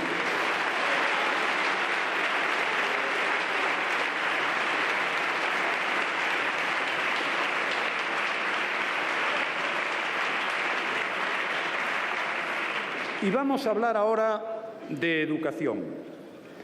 En las últimas décadas, en España se han realizado grandes avances en la universalización de la educación, garantizando la escolarización de toda la población. Eso es verdad. De hecho, en este aspecto, nuestro país destaca con respecto a los demás, con más del 50% de los niños de 2 años escolarizados y prácticamente el 100% de los niños de 3 años escolarizados también. Ahora, el modelo tiene algunos problemas. La inversión en educación se ha duplicado en la última década, duplicado de 27.000 millones a 53.000 millones. Y las tasas de abandono escolar temprano se han mantenido en niveles inadmisibles. Y además los resultados en pruebas comparativas internacionales como PISA, que es el baremo de que disponemos, son muy pobres porque nuestro sistema no permite obtener a nuestros estudiantes resultados sobre la media. Señor Rubalcaba, un sistema que deja a 1 de cada 4 alumnos en la cuneta es un sistema que no funciona. Y el corolario de esa situación es que más del 50% de los jóvenes están hoy en día desempleados. La principal carencia del sistema educativo, en mi opinión, es que es rígido y monolítico. Sí, porque trata a todos los alumnos por igual hasta el final de la etapa obligatoria. Y al carecer de las herramientas, sí, para ofrecer un tratamiento individualizado que permita desarrollar las fortalezas y superar las debilidades, este sistema genera una proporción de estudiantes con un desinterés que da lugar a una desconexión gradual. ¿Qué proponemos en las reformas? Seguimiento más personalizado del alumno desde las primeras etapas. No sé por qué a usted no le gusta. Evaluación de los resultados que permita la búsqueda de soluciones a lo largo de todas las etapas. No sé qué puede tener usted contra esta propuesta. Y una flexibilización del sistema que permita elegir entre diferentes trayectorias. En este sentido, destaca el esfuerzo por modernizar y hacer más prestigiosa la formación profesional. Una de las deficiencias muy importantes de nuestro sistema educativo es que una proporción muy baja de alumnos eligen la FP, el 30%, mientras que en países de nuestro entorno con menores tasas de abandono escolar y de desempleo juvenil, esa proporción está en el 70%. Fíjese, en estos últimos los alumnos eligen entre la vía académica y la aplicada mucho antes de los 16 años. Alemania a los 11 y Holanda a los 12. Y no me parece un país donde las cosas funcionen de manera poco razonable. Y lo que proponemos es adelantar en 1 año la elección de la trayectoria hacia el bachillerato a la formación profesional. Y no se entiende por qué ustedes no quieren hacerlo. Y no se entiende tampoco por qué ustedes no quieren que haya evaluaciones externas a nivel nacional. ¿Por qué no? ¿Por qué no puede haber evaluaciones al final de cada etapa y que sean homogéneas en todo el territorio nacional?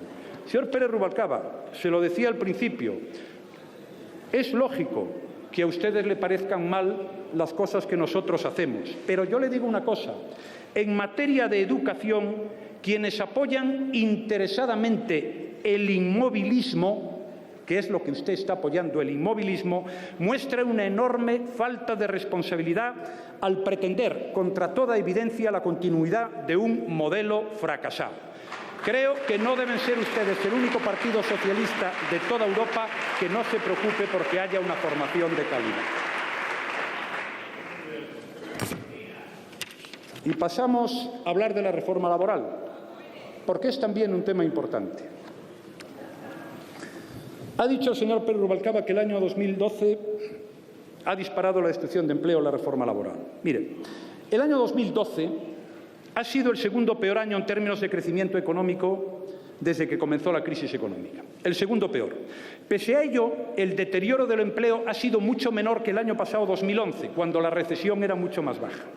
Y en el segundo semestre, cuando se aprobó la reforma laboral, Habiéndose registrado la actividad económica 2 trimestres en negativo, el paro se ha incrementado este año en 275.000 personas frente a las casi 440.000 del periodo 2011, cuando solo tuvimos un trimestre en recesión. Por cada punto porcentual de caída del PIB, la pérdida de empleo en el sector privado es hoy la mitad que antes de la reforma, exactamente la mitad. La reforma laboral, además, ha salvado a muchas empresas de la quiebra. Y la caída de la ocupación en el sector público no responde a la reforma laboral, como usted sabe, sino exclusivamente a un proceso de consolidación fiscal.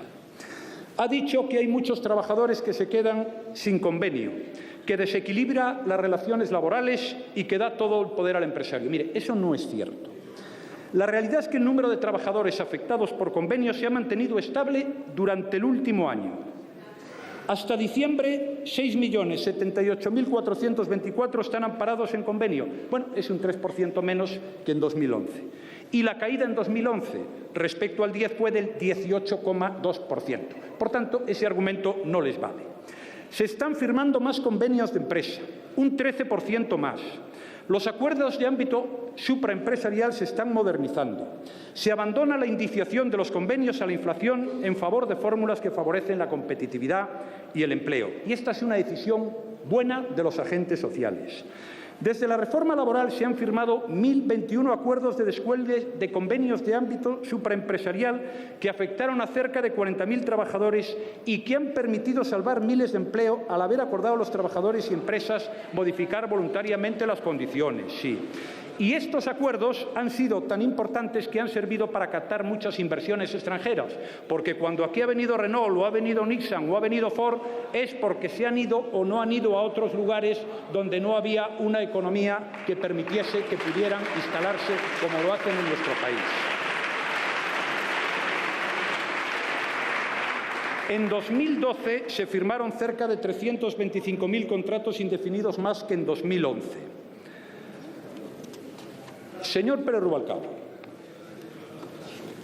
hay un tema que me parece importante, que es la opinión que de este asunto han manifestado todos los organismos internacionales. Por primera vez en años, la Comisión Europea no ha hecho ninguna observación a la reforma laboral española, que ha merecido el apoyo y el elogio del Banco Central Europeo, del Fondo Monetario Internacional, de todos los organismos internacionales y de la propia OCDE. Señor Rubalcaba, esto, por otra parte, voy a decirle algunas cosas que dijo usted en su momento. Es necesario proceder a una reforma del mercado laboral en España para adaptar nuestro marco de relaciones laborales al que existe en Europa si queremos ser competitivos. Eso es lo que hemos hecho nosotros. Rigidez es igual a despido, en tanto que la flexibilidad permite la creación de puestos de trabajo. Eso es lo que hemos hecho nosotros. Y oiga esta, si hablamos de economía para poder crear empleo, había que tomar una serie de medidas económicas que, como todas las medidas económicas, no tienen efectos perceptibles mañana. Ustedes hicieron 2 reformas laborales, se quedaron en la nada y al final, por no hacerla, tuvimos que hacer una reforma laboral que sin duda alguna es uno de los hitos más importantes para cuando vuelva a España la actividad económica se genere riqueza, bienestar y empleo. No les queda la más mínima duda.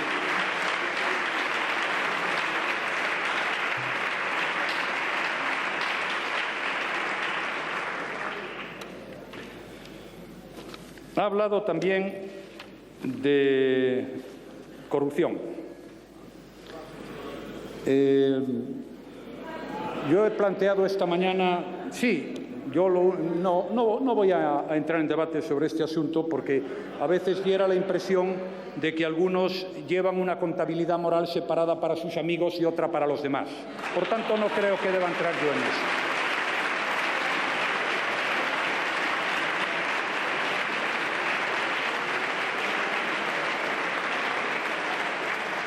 A veces tiene uno la sensación de que la memoria es la primera prófuga de la política. Yo solo voy a decir una cosa porque usted se ha referido a un asunto de mi partido. Mi partido, de momento, no ha sido condenado por financiación irregular. El suyo, sí.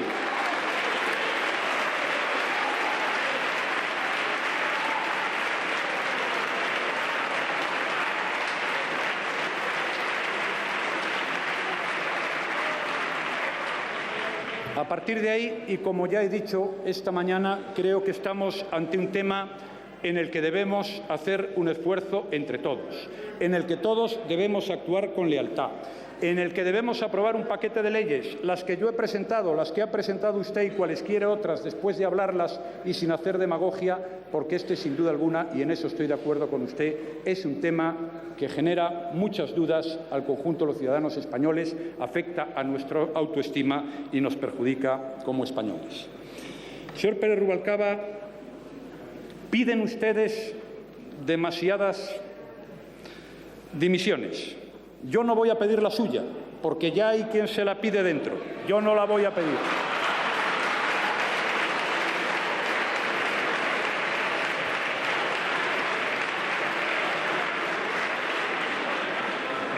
Yo solo quiero decirle que el Partido Popular es un partido que está gobernando porque así lo han querido los españoles.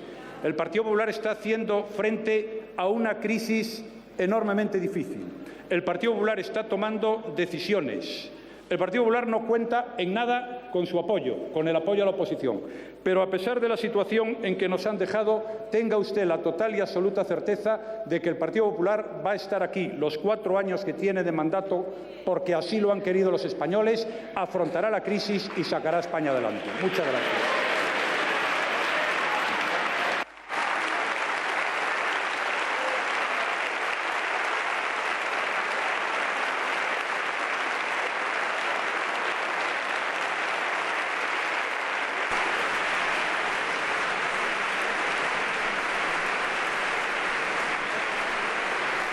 Pues una media hora ha durado la respuesta del presidente del Gobierno al discurso de Alfredo Pérez Rubalcaba.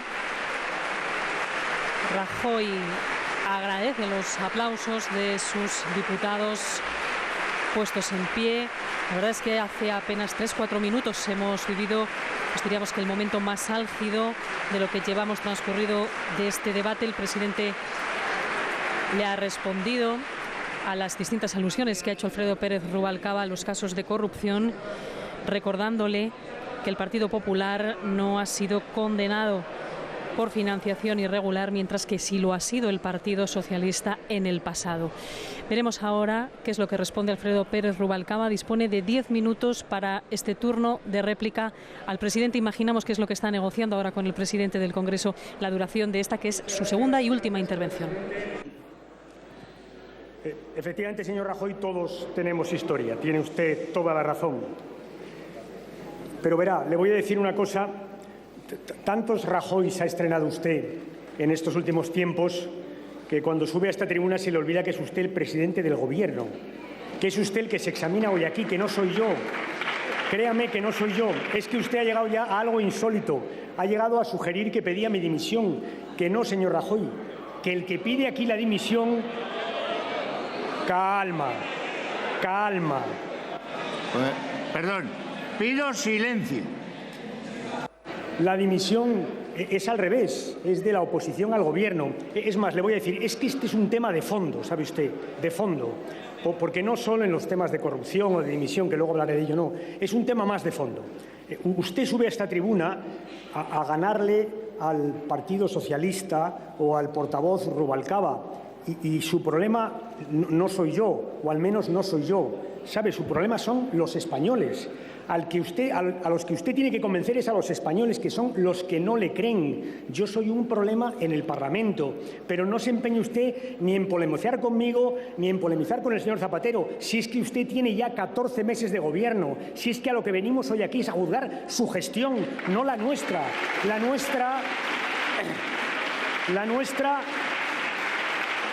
nuestra tiene usted razón, señor Rajoy. La nuestra ya fue juzgada, por eso estamos en la oposición, naturalmente. Hoy es la suya la que juzgamos. Es la España que usted lleva 14 años, 14 meses gobernando. 14 meses. Y es que, verá, señor Rajoy, y es que usted en los últimos, iba a decir 14 años, pero son demasiados, usted ha tenido al menos 5 personalidades. Verá, 5.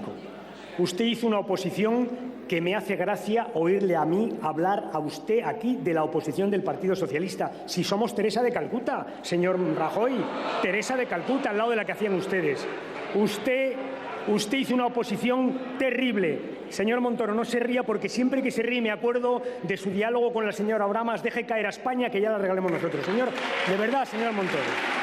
Señor Montoro, déjeme. Usted primero fue la oposición destructiva. Segundo, hizo una campaña electoral, aquello de no voy a hacer nada de lo que no diga mi programa electoral. Después hizo un debate de investidura. Después hasta un año destrozando todo. Y ahora viene aquí y se reinventa, sí, todo. Ahora se lo voy a demostrar. Y se reinventa una quinta vez. Y ese es su problema, y eso es lo que le he tratado de decir en nuestro discurso. Usted tiene que convencer a esta Cámara, pero sobre todo al conjunto de los españoles, porque usted vive una España que es distinta de la que viven los demás. Usted describe aquí una España en comparación con lo que dice que hicimos nosotros, que parece que es una España idílica. Oiga, le voy a decir, usted iba a los comedores sociales cuando estaba en la oposición. Yo le pido que vaya ahora, que vaya ahora, que vaya ahora. Y sabe que va a haber una cosa que describen las ONGs, va a haber gente de clases medias, va a haber gente de la construcción, de niveles educativos muy altos, que van cuando acaban los turnos porque tienen vergüenza de ir a comer a los comedores sociales. Vaya usted ahora a ver la España que tiene debajo, señor Rajoy. Yo le he hablado de personas que están renunciando a sus medicamentos, y no le he contado nada mentira, le he contado una cosa que me han contado gente que la vivió. He contado el caso de una anciana, porque era mayor, en Valencia, que fue a pagar sus medicamentos y le dijeron 8 euros, y ¿sabe lo que dijo? Con eso compro 2 pollos para mis nietos, que los tengo a mi cargo, así que no me llevo los medicinas. Eso es verdad, señor Rajoy. Tiene usted montones de ejemplos. Tiene usted montones de ejemplos en los periódicos de gente que cobraba 800 euros por tener 2 hijos grandes dependientes y ahora cobran 40 euros. Esa es la realidad que tiene usted debajo, señor Rajoy. Y eso no tiene nada que ver con lo que yo hice o lo que hizo Zapatero. Tiene que ver con las cosas que ha hecho usted durante estos 14 meses. Con esas tienen que ver. Con esas, señor Rajoy, con esas. Porque déjeme que le diga, el copago sanitario lo ha puesto porque usted ha querido, porque usted había podido ir a una fórmula distinta como la que emplea Andalucía, que es una subasta de medicamentos, y hubiera conseguido el mismo ahorro. Eso sí, lo hubieran pagado las industrias farmacéuticas y no los pensionistas. Esa es una opción política suya, señor Rajoy, suya y solo suya. Usted quitó la dependencia porque quiso. Usted ha bajado las becas porque ha querido, señor Rajoy, porque usted tenía fórmulas distintas de ingresar. Sí, fórmulas distintas. Me habla usted de la reforma fiscal. Es que hay que hacerla, señor Rajoy. Es que le voy a decir más. El que nosotros no la hiciéramos no justifica en modo alguno que no se haga. Es más, yo reclamo aquí en esta Cámara mi derecho a rectificar como partido. Naturalmente lo tengo, lo reclamo. Es más, ¿sabe qué le digo? Que si ese derecho a rectificar lo practicáramos todos, seguramente esta Cámara tendría muchísimo más respeto por parte de los ciudadanos. Por tanto, no me cuesta nada decirle, nada. Fíjese que cada vez que hay un desahucio y cada vez que hay cosas en torno a los desahucios muy terribles, yo pienso siempre, ¿sabe qué? Maldita sea, ¿por qué no arreglamos aquello? Claro que lo pienso, señor Rajoy. Naturalmente que lo pienso. Es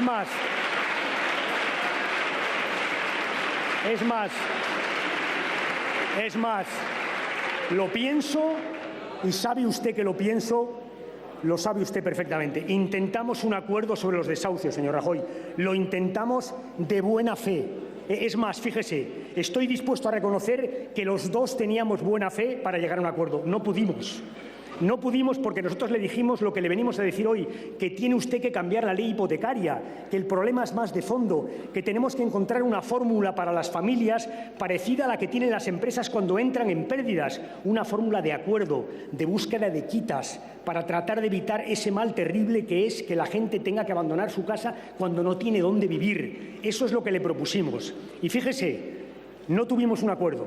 No lo alcanzamos porque ustedes decían que era imposible modificar la ley hipotecaria. Pero ahora han tenido ustedes que venir aquí en el Parlamento a decir que sí a una iniciativa popular que lo que trata justamente es de cambiar la ley hipotecaria. Por tanto, le digo, señor Rajoy, si nos hubiera hecho caso hace mes y medio, hubiéramos tenido un acuerdo y hubiéramos evitado algunas desgracias que han pasado.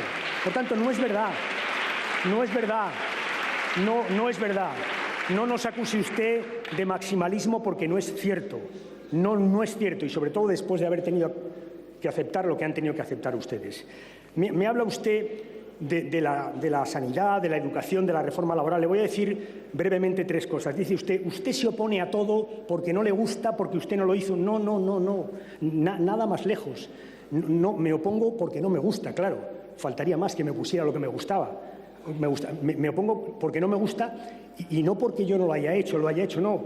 Le estoy diciendo que hay cosas que usted ha cambiado que forman parte de lo común, del consenso básico. Usted ha hablado de los hospitales. Por cierto, ha dado datos falsos sobre Andalucía porque no ha distinguido entre lo público. Sí, falsos. Sí, señor. Sí. Porque es mentira. En Andalucía el porcentaje de sanidad privada es muy pequeña. Pero fíjese, este no es el problema. Este no es el problema. El problema es otro. Verá, el problema es, mi pregunta es, ¿por qué han roto ustedes la universalidad de la asistencia sanitaria? ¿Por qué? Para 2 colectivos. Uno de ellos, el de los inmigrantes irregulares. Mire, sí, le voy a decir, es que me parece cruel. Porque sabe que le digo, los inmigrantes irregulares no gastan sanidad. Primero, porque muy poca, porque tienen miedo a ir a los hospitales. Y segundo, porque son muy jóvenes. Por tanto, ¿por qué les excluyen ustedes? ¿Por qué les excluyen ustedes? ¿Por qué rompen ese principio?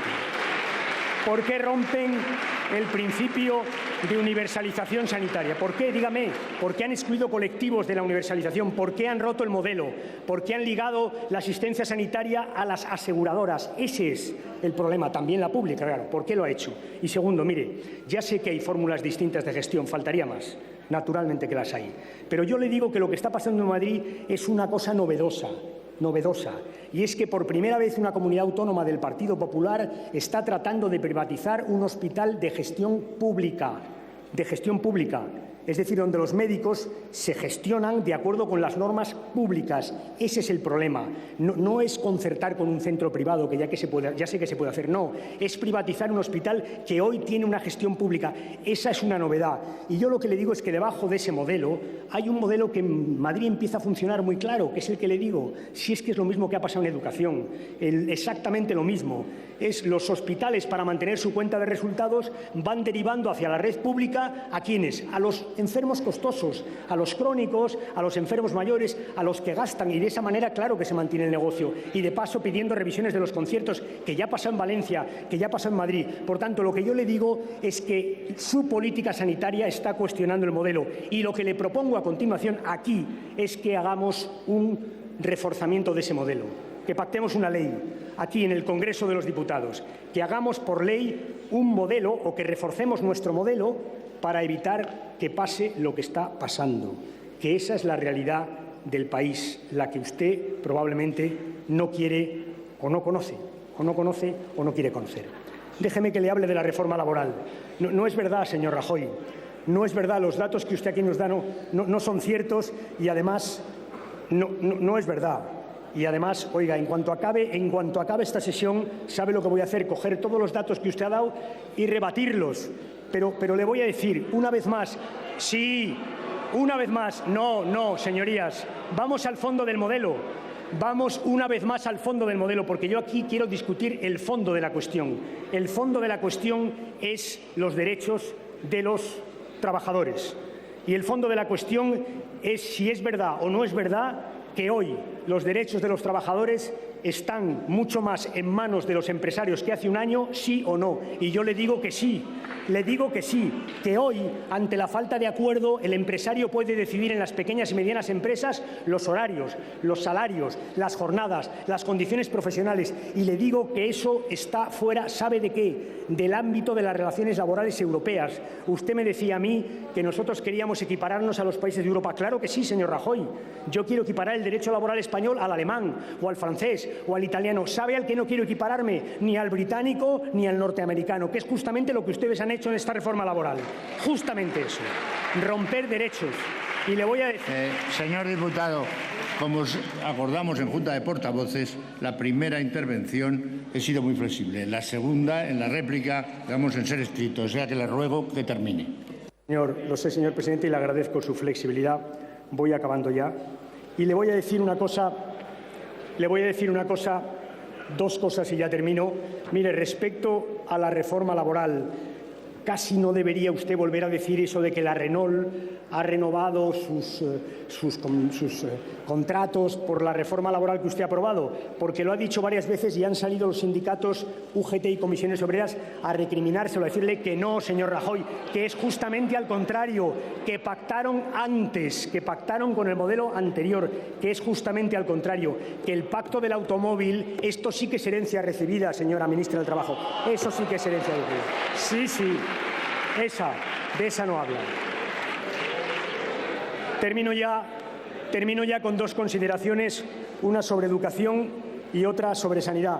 Le han escrito, perdón, sobre corrupción. Le han escrito a usted una nota que ha leído usted aquí aplicadamente, que el que se la ha escrito tiene que empezar por estudiar el sistema educativo que tenemos. Señor ministro, dígale a quien haya escrito esa nota que cómo va a reformar el sistema educativo alguien que no sabe cómo es el sistema educativo. Porque decir... Señor Wert, oiga, decir que el sistema educativo español es rígido es que es no saber nada de lo que pasa en la educación española. ¿Qué es lo que les pasa a ustedes que vienen con un cliché? Y le voy a decir, lo que yo he dicho aquí en esta tribuna es lo que está pasando en Madrid. Mire, sí es muy fácil de entender. Usted le permite a los centros privados... Sí, míreme, señor Wert, si este debate le vamos a tener usted y yo aquí seguramente otra vez. Usted le permite a los centros privados seleccionar a los alumnos y los centros privados concertados, sí, eso es lo que dice la ley, se quitan de en medio los alumnos más difíciles y se los mandan a la pública. Y claro, sí, señores del PP, parece mentira que no les guste a ustedes escuchar las políticas que ustedes están haciendo. Tenían que aplaudirlas. Sí. Señor Rubalcaba, tiene usted que terminar. Se lo ruego porque me molestaría cortar la palabra, pero tiene usted que terminar. Señor presidente, a continuación, esos centros privados piden conciertos. Claro, como tienen grandes resultados escolares porque se han quitado algunos alumnos complicados, aumenta la demanda, esos conciertos se conceden y la pública va disminuyendo y quedándose con lo peor. Eso es lo que ha pasado en Madrid en los últimos 10 años. Y le pido a usted, señor Wert, que antes de seguir adelante con su ley, mire si lo que yo estoy diciendo es verdad o es mentira. Si es mentira, podemos empezar a hablar. Pero si es verdad, tendrá usted que reconsiderar una ley que va a acabar con una escuela pública de segunda, que es lo que ha pasado en la Comunidad de Madrid. Termino ya, señor presidente, habla usted al final de corrupción. Tengo que decirle, señor Rajoy, que de lo que hoy ha dicho explícitamente aquí en esa tribuna, es verdad que hemos hablado de exteriores en otras ocasiones, el único pacto formal que esta mañana ha emplazado aquí a la Cámara es ese, tengo que decírselo. Usted ha dicho una cosa que es verdad, tiene usted razón. El Partido Socialista fue condenado hace 20 años por financiación irregular. Tiene usted razón, o algunas personas del partido, da igual, si ese no es el problema de fondo, compañeros, tiene usted razón. ¿Sabe qué pasa? Que en aquel entonces ustedes, que estaban incursos en una cosa semejante, yo no estaba, pero da igual, si eso es lo de menos, si yo soy el secretario general del PSOE, da lo mismo, hombre. ¿Sabe qué le digo?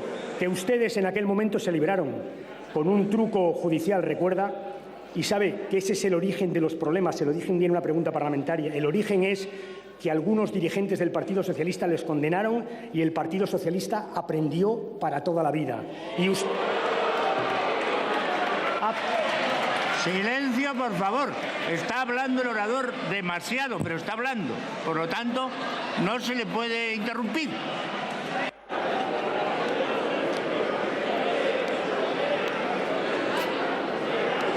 Sí, es lo que pasa. Silencio. Sí, señora. Sí, señores. Sí. Mientras que ustedes... Ya termino, señor presidente. Ya termino.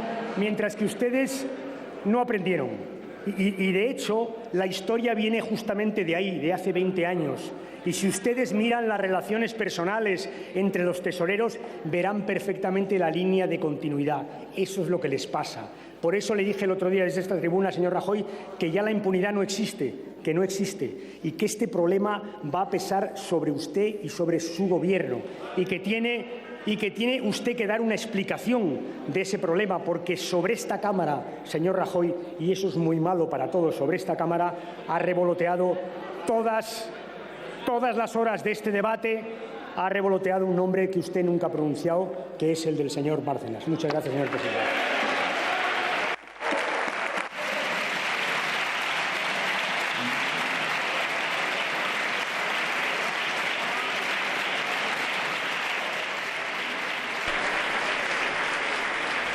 Casi las 6 menos 10 de la tarde, cuando finaliza el turno de réplica de Alfredo Pérez Rubalcaba. Le decía ya el presidente del Congreso a finalizar, porque quedan aún 4 grupos parlamentarios por intervenir, más las 7 formaciones del grupo mixto. Así que este debate se está desarrollando con un poquito de retraso. No van a intervenir hoy todos los grupos que quedan, sino que el debate finalizará mañana, eso del mediodía. Sube a la tribuna ahora el presidente del Gobierno a contestar a esta segunda y última intervención del líder socialista. Señor presidente, señoras y señores diputados, el señor Pérez Rubalcaba ha dicho que este partido no le creen los españoles. Señor Pérez Rubalcaba, hace no mucho tiempo este partido tuvo la confianza de los españoles para 4 años y usted el peor resultado del Partido Socialista Obrero Español de la historia de España desde 1977. Carece de autoridad moral para dar esas lecciones.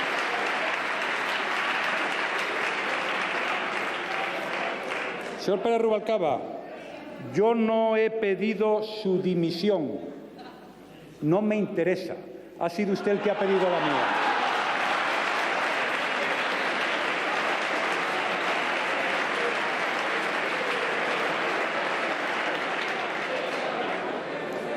Usted hace frases, eslogans, juicios de valor, pero es absolutamente incapaz de utilizar argumentos como yo he hecho subiéndome a esta tribuna. Sí, ha llegado a decir, hablando de la reforma laboral, que los datos no son ciertos y que luego cuando salga de aquí nos contará cuáles son los datos ciertos. Oiga, ¿por qué no me los cuenta ahora? ¿Qué pasa? ¿No le interesa debatir sobre este asunto?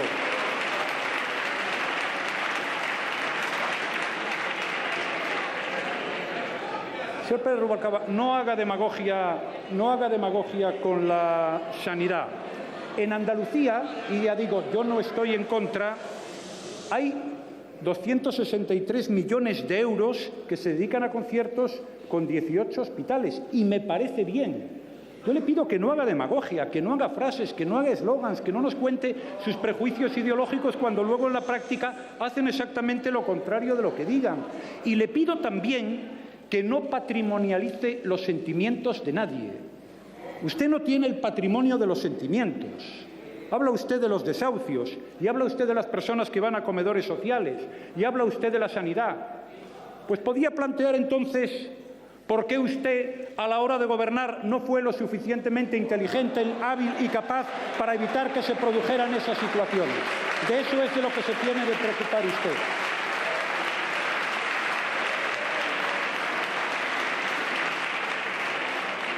Venir aquí a esta Cámara y presentarse como quien tiene el patrimonio de los sentimientos, señor Pérez Rubalcaba, no es de recibo en un dirigente político que ha tomado las decisiones como las que ha tomado usted y que nos ha traído hasta esta situación. Y yo, al menos, reivindico los mismos sentimientos, y me quedo corto, que usted, los mismos.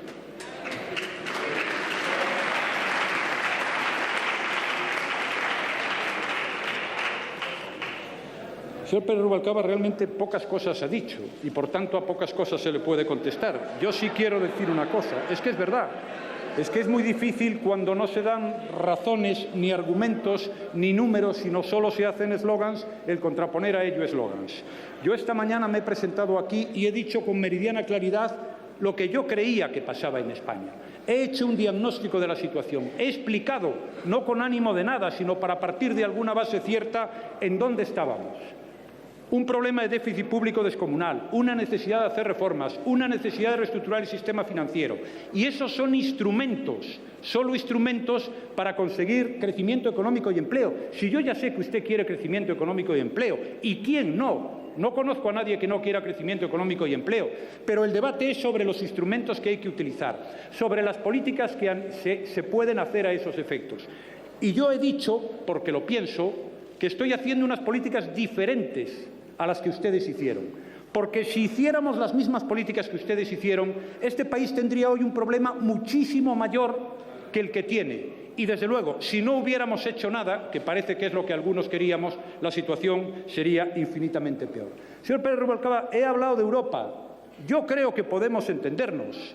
Yo he dado una batalla importante en Europa, le he dedicado mucho tiempo a esto, porque me importa Europa y porque hoy, como dije en mi intervención de la mañana, la política europea ya no es política interna e exterior, sino que es política interna, política monetaria, cambiaria, las normas sobre disciplina presupuestaria, fiscal. Me gustaría que hubiéramos podido tener un debate sobre eso, pero usted ha preferido hablar de otras cosas, hacer eslogans, hacer afirmaciones, criticar al Partido Popular, hablar de la campaña electoral, de lo que yo hacía hace 20 años o de lo que yo dejaba de hacer. Yo, señor Pérez Rubalcaba, no sé qué va a hacer usted a lo largo de los próximos años en esta Cámara. No lo sé. Yo digo que hay temas en los que es muy difícil que vayamos a coincidir. Es muy difícil porque ustedes han hecho unas políticas que nosotros creemos que son malas para España y así ha quedado acreditado. Pero hay otras muchas cosas en las que podremos coincidir. Y a mí me gustaría que fuera así. Antes le he explicado algunas. Desde luego el tema europeo me parece un tema capital, como la defensa, como la política exterior, como todos los temas constitucionales, como la lucha contra la corrupción. Yo no sé si usted está en condiciones de hacer eso. Yo, desde luego, sí me brindo a ello, a hablar con usted. Muchas gracias. Muchas gracias, señor presidente.